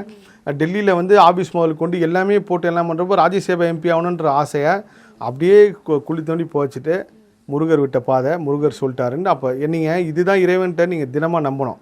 இது இல்லைன்னா அதோட ஒன்று பெருசாக முருகர் கொடுக்க போகிறான்னு நான் நம்பினேன். ஆனால் எதுனா இந்த அரசியல் தாண்டி சொல்ல, வேறு எதுக்கோ உனக்கு தேர்ந்தெடுத்திருக்காரு அப்படின்னு சொல்லி டோட்டலாக அரசியல் விட்டு வந்ததுக்கப்புறம் தான் அப்படியே வாழ்க்கை மாறுது. அதுக்கப்புறம் பழனியில் ஒரு அம்மா வந்து எனக்கு எப்படி சுந்தரானந்த சுவாமிகள், ஜெயக்குமார், சுப்பிரமணியம் வந்து அந்த மாதிரி அந்த அம்மா வந்து என்னோட ஆரோஸ்கோப் வந்து கேட்குறாங்க. அவங்க வந்து மொத்த என்னோட ஆரோஸ்கோப் வந்து இந்த லேயர் லேயராக சொன்னாங்க. ஆச்சரியமாக இருந்துச்சு. லேயர் லேயராக ஒரு லேயராக சொல்லி தான் அதுக்கப்புறம் அந்த மஞ்சள் துண்டு வந்து நான் போட ஆரம்பித்தேன். அது அவங்க சொன்னதான். இது எல்லாத்துக்கும் இந்த மாதிரி ஒரு காரணம் இருக்குது. எதுவுமே நான் செய்யலை. ஓகே, இப்போ நம்ம இந்த முருகரை பற்றி நிறைய பேசிட்டோம். அந்த அழகு முருகப்பெருமானோட குணாதிசயங்களில் உங்களை ரொம்ப ஈர்த்த குணம்னா நீங்கள் எதை சொல்வீங்க? நன்றி மறக்காத தெய்வங்கம்மா. ஒரு வாட்டி நீங்கள் முருகான்னு சொல்லிட்டீங்கன்னா அந்த நன்றியை விட மாட்டாருங்கம்மா. இப்போ சமீபமாக அதை நான் மொத்தம் சொல்லி முடிச்சிடறேன். ஏன்னா இந்த யார் இந்த ஜெயமஸ்கியூ கோபின்னு மக்களுக்கு ஃபுல்லாக சொல்லிட்டனாலே எனக்கு ஒரு பெரிய மனநிறைவு. அப்போ இந்த பாணியில் இருக்கிற அம்மா வந்து இப்படி சொல்லிட்டாங்க, முடிஞ்சதுக்கப்புறம் சேனல் பேட்டி கொடுக்குறோம். அப்படியே இமயமலை சார்ந்து இமயமலையில் கார்த்திக் சாமின்னு ஒரு கோவில் நல்லாக்கா பாருங்கள். நான் முருக பக்தியில் சும்மா சாதாரணமாக சுற்றிட்டு இருந்த காலத்தில் ஒரு வீடியோ பார்க்குறேன். கிட்டத்தட்ட 6 வருஷம் கழித்து அந்த வீடியோ எனக்கு எங்கே கனெக்ட் ஆகுதுன்னா, எந்த முருகர் நான் திட்டினோ அதே முருகர் இமயமலை கார்த்திக் சுவாமி கோவிலில் இப்போ ஒரு விழா நடக்குது. அந்த கோவிலேருந்து முருகர் எலும்பு சுரூபமாக இருக்கார். உத்தரகாண்ட் அரசுலேருந்து அரசு விருந்தினராக நான் இப்போ கூப்பிட்டு போனார். என்ன ஃபுல் ராஜமரியாதையோட கூப்பிட்டு போனார் முருகர். ஸோ அதுக்கப்புறம் என்னோடய இமயமலை பயணம் எல்லாமே மாறி அதுக்கப்புறம் முருகர்கள் சந்திக்கிறது. முருகர் ஆராய்ச்சியில் எப்படி வந்தேன் அப்படின்னா, உலகம் ஃபுல்லாக முருகர் வழிபாடு இருந்திருக்கு. முருகன்ற ஒரு கடவுள் கிடையாது, அவர் எனர்ஜி. எப்படி இந்த லைட்டு போட்டால் வெளிச்சம் வருதோ, எப்படி இருள் இருக்கோ, அந்த மாதிரி ஒரு முருகர் பெருமான் ஒரு எனர்ஜி. நீ ஒரு தடவை முருகான் கும்பிட்டாலும் முருகன் உன்னை காப்பாற்றுறாரு அப்படின்னு சொல்லி ஒரு பெரிய விஷயத்தை உணர்ந்ததுக்கப்புறம் இந்த மக்கள்கிட்ட கொண்டு போய் சேர்க்கணும். முருகனை கும்பிட்டதுனால சோதனையே கிடையாது, முருகர் உங்களை காப்பாற்றுறாரு, உள்ளங்கையில் வச்சு தாங்குறாரு. எப்படி தாங்குறாரு அப்படின்னா, உன்னை கீழே விழாமல் எவ்வளோ புயல் மழை இடி மின்னல் வந்தாலும் அவர் உன்னை எதுலேயுமே பாதிக்க விடாமல் தாங்கி பிடிச்சிட்டு இருக்காரு. இந்த உண்மையை முருகப்பெருத்திட்ட கொண்டு போய் சேர்க்கணும் அப்படின்னா இந்த முருகர் ஆராய்ச்சி தொடங்க ஆரம்பிச்சாங்க. அதில் நான் இது வரைக்கும் கிட்டத்தட்ட ஒரு பல லட்சம் முருக பக்தர்கிட்ட பேசியிருக்கேன். ஒவ்வொருத்தருக்கும் ஒரு வித்தியாசமான குறை இருக்குது, ஒவ்வொருத்தருக்கும் ஒரு சோதனை. அது எல்லாமே எங்கே கனெக்ட் ஆகுதுன்னா அவங்க தாய் மூலயமா கனெக்ட் ஆகுது. அது ஒரு பெரிய அதிசயங்கம்மா. நீங்கள் முருகனை கும்பிட்டு திடீர்னு விட்டுட்டு போகாதீங்க. என்ன நடந்தாலும் முருகனை விடமாட்டேன் நீங்கள் கும்பிட ஆரம்பிக்கும் போது அந்த துன்பம் பனி போல் விலகுது. ஸோ முருகன் ஒரு எனர்ஜியாக இருக்கார். முருகர் வந்து 6 ஏன் இப்போ தீப்பொறியாக வந்தார், முருகப்பெருமானி 6 தாமரையில் இருந்தார், ஏன் முருகர் வள்ளி தெய்வானை கூட இருக்கார், ஏன் முருகனுக்கு சேவல் மயில் இருக்குது, முருகருக்கு ஏன் வெற்றி வேலும் வஜ்ரவேலும் இருக்குது, எல்லாமே 6-2 தத்துவமில் இருக்கார். ஏன் 786 இஸ்லாத்தில் கொண்டு வந்தாங்க, ஏன் ஜீசஸ் சிலுவை கொண்டு வந்தார், ஏன் வேல் வந்ததுன்னா இது எல்லாத்தையும் ஒரு புள்ளி இணைக்குதுங்கம்மா. அது முருகரில் வந்து நிற்குதுங்கம்மா. இந்த எல்லா புள்ளியும் முருகரில் தான் நிற்கிது. முருகர் ஒரு சக்தி, அவர் எனர்ஜி. சூரியன் சந்திரன் எப்படி வந்து நம்ம இந்த பிரபஞ்சம் நிறைஞ்சிருக்கோம், அந்த மாதிரி முருகன் நீக்குமுறை நிறைஞ்சிருக்கார். கந்தா கடம்பா கதிர் எந்த பேரை சொல்லி நீங்கள் முருகனை கும்பிட்டாலும் முருகர் சக்தி உங்கள் வேலை செய்ய ஆரம்பிச்சிடும். என்கிட்ட எத்தனையோ இஸ்லாமியர்கள் பேசியிருக்காங்க. இப்போ சப்தகன்னிகள் கோயிலுக்கு போயிருக்கும்போது ஒரு சில விஷயம் சொன்னீங்க, குலதெய்வம் அவங்க தான் சொல்லி. நீங்கள் இதில் மத ரீதியாகவே தெய்வத்தை பார்க்காதீங்க, எல்லாத்துக்கு மேலே ஒரு சக்தி இருக்குது. அந்த சக்தி முருகராக இருக்கார். அதுவும் இந்த பெண் சக்தியோடு நீங்கள் எப்போ நீங்கள் பெண் முருகன், நான் ஒரு பேட்டியில் சொன்னாங்கம்மா, ஒரு அம்மா வந்து சொன்னாங்க, என் வீட்டுக்காரர் வந்து என்னை குடிச்சிட்டு தினமும் அடிப்பார், உங்கள் பேட்டியை பார்த்தார் போல இருக்கு, பெண் முருக பக்தர்கள் யாரும் வஞ்சிக்காதீங்க, ஆண் முருக பக்தர் துன்பம்னா முருகர் காப்பாற்றுவார், ஆனால் பெண் முருக துன்பம்னா முருகரே வந்து நிற்பார். ஸோ அதனால அந்த கார்த்திகை பெண்களே கொண்டு வந்ததுங்கம்மா. யாரெல்லாம் பெண் முருக பக்தர் நல்லா மதிக்கிறீங்களோ, பெண் சக்தி வழிபாட்டில் இருக்குன்னா அவங்களுக்கு முருக சக்தி ஈஸியாக இயற்கையாக வேலை செய்யும். முருகர் வந்து நிறைய பிரச்சனைகளை வந்து தீர்த்து கொடுப்பாரு. முக்கியமாக அந்த காதல் பிரச்சனைகளை அந்த மாதிரி அது எல்லாமே பர்த் கண்டினியூட்டி தாங்கம்மா, எல்லாமே உங்களுக்கு கர்மா தாங்கம்மா. இப்போ என்கிட்ட சொல்லாங்க, முருகர்கிட்ட உத்தரவு கேட்டு தான் கல்யாணம் பண்ண, ஏன் அந்த கல்யாண வாழ்க்கை பிரச்சனை ஆச்சுன்னா வேறு ஏதோ வேண்டிய பிரச்சனை இப்படி ஆயிடுச்சுன்னு நினச்சிக்கங்க. நீங்கள் அப்படி தான் மனசை வந்து பார்க்கணுமே தவிர முருகர் உங்களுக்கு பிரச்சனை கொடுக்கவே இல்லை. நீங்கள் எது கேட்டாலும் முருகர் கொடுப்பாரு. அதில் பிரச்சனை வந்து அதை தாங்கக்கூடிய சக்தியும் கொடுப்பாரு. அவர் நீங்கள் திட்டிங்கன்னா, அதான் அருணையர் பண்ண வைதாரையும் தமிழால் வாத்தினா முருகர் கொடுப்பாருன்னு சொல்லிட்டு முருகப்பெருமானை திட்டிங்கன்னா உங்களை திட்டினதுக்கு உண்டான சமமான எதிர்வினையும் கொடுத்து, அந்த நீங்கள் எந்த வகையில் திட்டிங்களோ, இல்லை நான் முருகரை திட்டின தப்பு தெரியாமல் திட்டினேன்னு சொல்லி உங்களை ஃபீல் பண்ண வச்சு அவங்க நன்மையும் கொடுப்பாரு. இது உண்மை. ஓகே, இப்போ இருக்க ஜென்சி கிட்ஸ்க்குலாம் நிறைய முருகன் மேலே நிறைய ஆர்வமும் இருக்குது, மூட நம்பிக்கையும் இருக்குது. அவங்கெல்லாம் ஏன் முருக பக்தியில் வந்து மூழ்கணும்? நான் அதான் இந்த 2023 வந்து முருகர் பற்றி பேச ஆரம்பிக்கிறேன். 2024 இந்த சமீப அரசியலேருந்து தான் விலகிறேன். அப்போ எனக்கு தியானத்தில் உத்தரவு வருது, முருகர் யுகம் ஆரம்பம். ஆல்ரெடி ஐயா ஒருத்தர் எல்லமார்க்கேன்னு சொல்லி முருகர் பற்றி நிறைய பேசுவார். அவர் சொல்லிட்டே பார், முருக மாறமுன்ட்டு. அவர் சொன்னது உண்மைதான், முருகர் இனிமேல் தான் வரப்போகுது. இன்றைக்கி நான் ஒருத்தர் முருகரை பற்றி பேசுகிறேன். அப்போ இந்த பேட்டிலே தான் சொன்னேன், அம்மா இன்றைக்கி நம்ம முருகர் பற்றி பேசுகிறோம் இல்லைங்கம்மா, எழுதி வச்சிங்க, அடுத்த வருஷம் எல்லாருமே முருகர் பற்றி பேசுவாங்க பாருங்கன்னு சொல்லி பேசிட்டாங்க. தமிழக அரசே முருகனுக்காக ஒரு விழா நடத்துவாங்க நான் சொல்லியிருந்தேன். இப்போ நீங்கள் அந்த மாதிரி தான் இப்போ திருப்புகழ் இருக்குல்லங்கம்மா, திருப்புகழ் வந்து தமிழக அரசு ஒரு பெரிய விஷயமாக கொண்டு வந்து உலகம் ஃபுல்லாக இருக்க எல்லா மக்களும் திருப்புகழ் கொண்டு போய் சேரும். அது முருகரை நடத்துவார். அப்போது முருகர் பற்றி எல்லோரும் பேச ஆரம்பிக்கின்றப்போ நான் முருகர் பற்றி பேசிட்டே இருக்கேன், பேசுகிறேன். எல்லாருமே முருகர் பற்றி பேசுகிறாங்க. அப்போது எல்லாருமே முருகர் பற்றி பேசுகிறாங்கன்றப்போ ஒரு ஜென்சி, நீங்கள் சொல்ல அந்த ஜென்சி கிட்ஸ்ன்னு சொல்லிட்டு அவங்க எல்லோரும் முருகரை தேடி வராங்க. ஏன் தேடி வராங்கன்னா பக்தியில் தேடி வராங்க. நிறைய பேர் வந்து சொல்லுவாங்க ரீல்ஸுக்காக போடுறாங்க, சும்மா அதெல்லாம் கிடையாது. இறைவன் அனுமதிக்காமல் இறைவன் கோயிலுக்குள்ளே உங்களால் வரவே முடியாது. எல்லாருமே பக்தியாக தான் வந்தாங்க. இதை நீங்கள் மூட நம்பிக்கையாக பார்த்தா மூட நம்பிக்கை, பக்தியாக பார்த்தா பக்தி. இதில் இந்த பொண்ணுங்கன்னு சொல்லுவாங்களே, என்ன சொல்லுவாங்க, காலேஜ் இப்போ டீனேஜ் பொண்ணுங்க, இவங்க எல்லாருமே பெரிய எழுச்சியோட முருகர்கிட்ட வந்தாங்க. அதுதான் இந்த முருகர் யுகத்தில் இருக்க பெரிய பிரச்சனைகள் இருக்கும். இல்லை பிரச்சனைகள் தாண்டி எல்லாருமே ஆமாம், நீங்கள் எல்லா தெய்வத்தையும் பக்தியோடு கும்பிடுவாங்கம்மா. ஆனால் முருகர் மட்டும் தான் பாசத்தோடு கும்பிடுவோம். ஆமாம். நீங்கள் முருகான்ற ஒரு வார்த்தை வந்து நிற்கும் போது எழுந்துக்கும் போது நிறைய பேர் சொல்லுவாங்க, பார்த்துருக்கீங்களா? நீங்கள் ஒரு தடவை முருகான்னு சொன்னீங்கனாலே அவ்வளோ பவர் கிடைக்கிறப்போ கிருபானந்தர் சொல்லுவார், முருகான்னு சொல்லிட்டே இருக்கும், வாழ்க்கை ஃபுல்லாகவே உண்டான எல்லா விஷயம் அவர் கொடுத்துட்டே இருப்பாருன்ட்டு. முருகரை மட்டும்தான் பாசத்தோடு வணங்க முடியும். மற்ற எல்லா தெய்வம் வந்து பக்தியோடு வாங்கிட்டு வணங்குறோம். ஆனால் முருகர் வந்து ஒரு பாசத்தோடு வணங்கக்கூடிய ஒரு தெய்வம். அந்த பாசத்தோடு தான் நம்ம கனெக்ட் ஆகிருப்பார். என்ன ஏதாவது ஒருத்தன் அவமானப்படுத்திட்டானே முருகா, இப்படி பண்ணிட்டானே முருகா அப்படின்னு மனசு விட்டு பேசுவார். எந்த தெய்வம் அந்த பாசம் வந்து அவ்வளோ சீக்கிரம் கனெக்ட் ஆகாது. ஏன்னா இவர் ஒரு மிகப்பெரிய எப்படி சொல்கிறதுனா, இப்போ போர்க்கடவுளாக இருந்திருக்காருன்னு சொல்லுவாங்க, முருகர் மனிதனாக வாழ்ந்திருக்காருன்னு சொல்லுவாங்க. இது எல்லாமே நிஜம்தான். எல்லா யுகத்துலேயும் முருகர் வாழ்ந்திருக்காரு. கலியுகத்துக்கு உண்டான தெய்வமே முருகர் தான். அவர் நீங்கள் வந்து நிறைய பேர் கனவுல முருகர் வந்தார், நான் பேசாமல் தான் இருப்பார் அப்படின்னு சொல்லி முருகர் ஆராய்ச்சி விஷயத்தை உணர்ந்தேன். அப்போ நான் அந்த பேட்டியில் சொல்லி எல்லாரும் சாமா முருகர் வந்து எந்த தெய்வமும் பேசாது, ஆனால் முருகர் பெருவன் பேசவே மாட்டார். எல்லா தெய்வம் நான் அமைதியாக தான் காட்சி கொடுப்பாங்க. ஒரு சில பேருக்கு மட்டும்தான் உங்களுக்கு அந்த செய்கையோ இல்லை கை அசைகிறதோ தெரியுமே தவிர 99.9% வந்து முருகப்பெருமான் பேசாமல் தான் இருப்பான். அதோட கான்செப்ட் சொல்லற சும்மா இருக்கு. எனக்குலாம் அதுதாங்கம்மா. நான் அந்த வடப்பள்ளி கோயில் போக ஆரம்பித்ததுக்கப்புறம் முதல்ல இந்த கையில் வேலோட காட்சி கொடுக்குறாரு. தரையில் வந்து தட்டுறாரு, டங்குன்னு சவுண்டு கேட்குது. பல அதிசயம் இருக்காருங்கம்மா. வெறும் கை மட்டும் தான் தெரிஞ்சுது. அப்போது அங்கே துரை சிவாச்சாரியன் குருக்கள் இருக்கார், இப்பயும் இருக்கார். அவர்கிட்ட நான் சொல்கிறேன், அப்போ வந்து சாணக்கியா இருக்கார், ஆனால் இந்த மாதிரி முருகர் கனவுல வந்தார், அந்த மாதிரி கை மட்டும் தெரிஞ்சுன்னா அப்போ ஒரு சில எதிரிகளை வந்து சத்ரு சம்காரம் பண்ணுறார் முருகர் அப்படின்னார். அதுக்கப்புறம் நான் வந்து பள்ளி எழுச்சியில் வந்து 40 நாள் புறப்பு செய்யலாம் தூங்கிடுவேன். அங்கே ஷர்மான்னு சொல்லி இப்போ வேலை செய்கிறவர் இருக்கு, அவர் கனவுல வருவார். முருகர் இவர் ரூபமாக கனவுல வந்து இவர் என்னை எழுப்புவார், கோயில் திறந்துட்டாங்கன்னா வாங்கினா அப்படின்ட்டு. அது எந்த அளவுக்கு இப்போ ஒரு மாதத்துக்கு முன்னாடி வரைக்கும் கூட அங்கே வந்து நான் கோயிலுக்கு போகிறேன்னு சொல்லிட்டு போக முடியாமல் அப்படியே போகிறேன். கனவில் அவர் வந்து என்னை கூப்பிட்றாரு, கோயில் திறக்க போகிறாங்க வாங்கன்ட்டு. நான் யாரை கனவில் பார்த்தனோ நான் கோயில் உள்ள வரப்போ அதே ரோஸ் கலர் சட்டையில் இருந்தார். முருகரை நீங்கள் வந்து வேண்டிகிட்டு ஒன்று செய்யலை அப்படின்னா விடவே மாட்டார். உங்கள்கிட்ட கண்டிப்பாக அது எந்த ரூபத்தில் வாங்கிடுவார். நீங்கள் அவரை பார்க்கணும்னு நினச்சா போய் பார்த்துருங்க. ஓகே, இப்போ முருகப்பெருமான் உங்கள் வாழ்க்கையில் ஒரு அதிசயத்தை நிகழ்த்திருக்காரு, இல்லைனா எனக்கு இந்த விஷயத்தை மாற்றி கொடுத்துருக்காரு அப்படின்னா எந்த நிகழ்வை சொல்லுவீங்க? என்னோட ஜாதகத்தை வந்து எங்கேயா கொண்டு போய் காமிச்சா இந்த ஜாதகம்லாம் உருப்படாத ஜாதகம்னு சொல்லுவாங்க. உருப்படாத ஜாதகம்னா அவங்க சொல்கிறதே ஒரு மாதிரி ஓகே சுமாரான ஜாதகம்னு சொல்லுவாங்க. ஆனால் அதை மாற்றினார் முருகர். அது எவ்வளோ பெரிய விஷயம். அதை வந்து நான் பல தடவை நான் எல்லா பேட்டிலையும் சொல்லியிருக்கேன். இது இமயமலைக்கெல்லாம் நிறைய பயணம் போய் அதனால் நினச்சி கூட பார்க்கலாங்கம்மா. ஒரு இமயமலைக்கு ஒரு தடவை போகிறதே பெரிய விஷயம்னு சொல்லுவாங்க. என்னோட இன்னொரு குருநாதர் இருக்கார் ஆனந்தன்னு சொல்லி, அவர் சொல்லி எதையுமே பெருமையாக பேசாத கோப்பின்னு. ஆனால் எனக்கு இது கிடச்சிது, நான் அதெல்லாம் நினைக்க எனக்கு நியூட்ரலாக ஆனால் இவர் என்னை பாராட்டிட்டார்னா, ரஜி சார் பாராட்டிட்டார்னா, இவர் பேசினா நியூட்ரலாக இருக்கு கோப்பி அப்படின்னு அவர் வந்து சொல்லுவார். ஆனால் இமயமலைக்கு நான் இத்தனை தடவை போகிறேன், அதை பெருமையாக நினைக்க, நீ எப்போ பெருமையாக நினைக்கலாம் அப்போ இயற்கை உங்களுக்கு ஒரு எண்டு கார்டு கொடுத்துரும். நான் அதை வந்து நினைப்பேன் எல்லாமே முருகரால் தான். எந்த அளவுக்கு முருகர் எனக்கு ஒரு வாழ்க்கை கொடுத்துருக்காருன்றது பணம் பேர் புகழ் செல்வாக்கு தாண்டிங்கம்மா. இமயமலையில் குக்தி கார்த்தி சுவாமின்னு ஒரு கோயில் இருக்குது. கண்டிப்பாக அந்த கோயில் பற்றி பேச போகிறோம். அது பிகன் பக்தியில் தான் நான் சொல்கிறதுனால இவங்களாம் தடங்களாச்சு போல இருக்குது. தமிழ்நாட்டிலேருந்து இது வரைக்கும் எந்த தமிழரும் அங்கே போகவே இல்லை.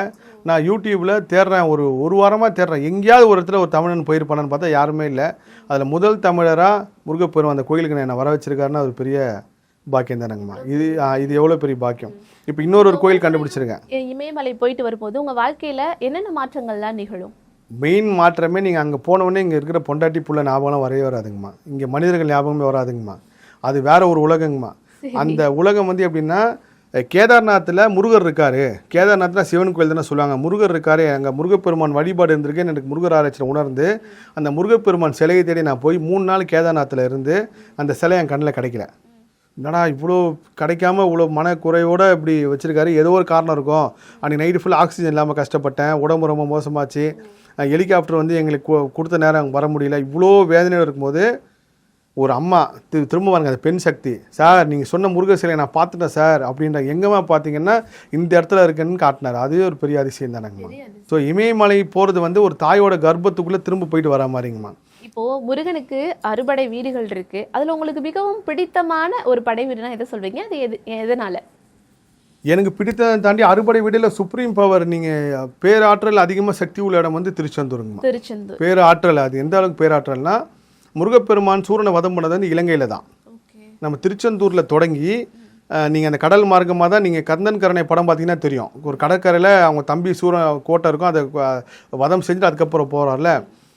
பஞ்சபூதனோட சக்தி வந்து இந்தியாவில் உலகத்தில் பஞ்சபூதனோட சக்தி வந்து எல்லாமே ஒரே சமமாக ஒரு இடத்துல வேலை செய்யுதுன்னா ஒரு சில முக்கியமான இடங்கள் இருக்கும். அதில் வந்து ஒன்று இமயமலை, அதுக்கப்புறம் காசி, அதுக்கப்புறம் நம்ம திருச்செந்தூர், அப்புறம் கொல்லிமலை, இலங்கை.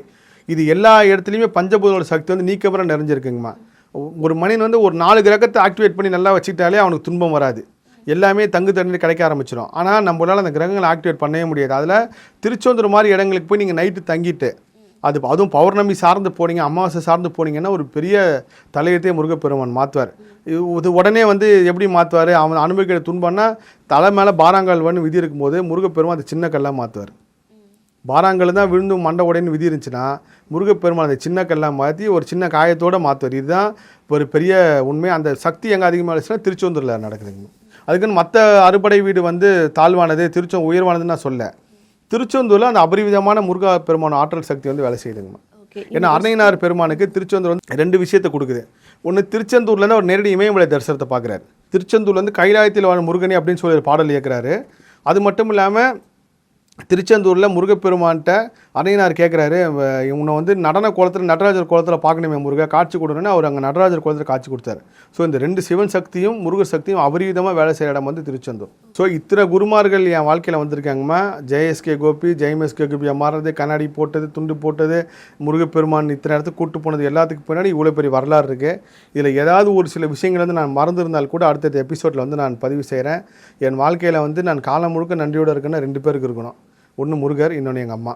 இந்த 2 பேருக்கு வந்து எத்தனை பிறப்பு எடுத்தாலும் திரும்ப இந்த வயிற்றிலேயே பிறந்து திரும்ப நம்ம வந்து நான் முருகர் ஆராய்ச்சியில் ஒன்று பெரிய விஷயம் என்னன்னா, நம்ம இன்றைக்கி நேற்று முருக பக்தராக இல்லைங்கம்மா.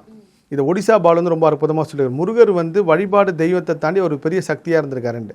இந்த கலியுகம் எப்படி உருவாச்சுன்னா ஒளி மற்றும் ஒளி மூலியமாக உருவாச்சுங்கம்மா, சவுண்ட் அண்ட் லைட் மூலியமாக உருவாச்சுங்கம்மா. அந்த சக்தி தான் முருகர். நம்ம முருக பக்தராக பிறக்கிறோம்.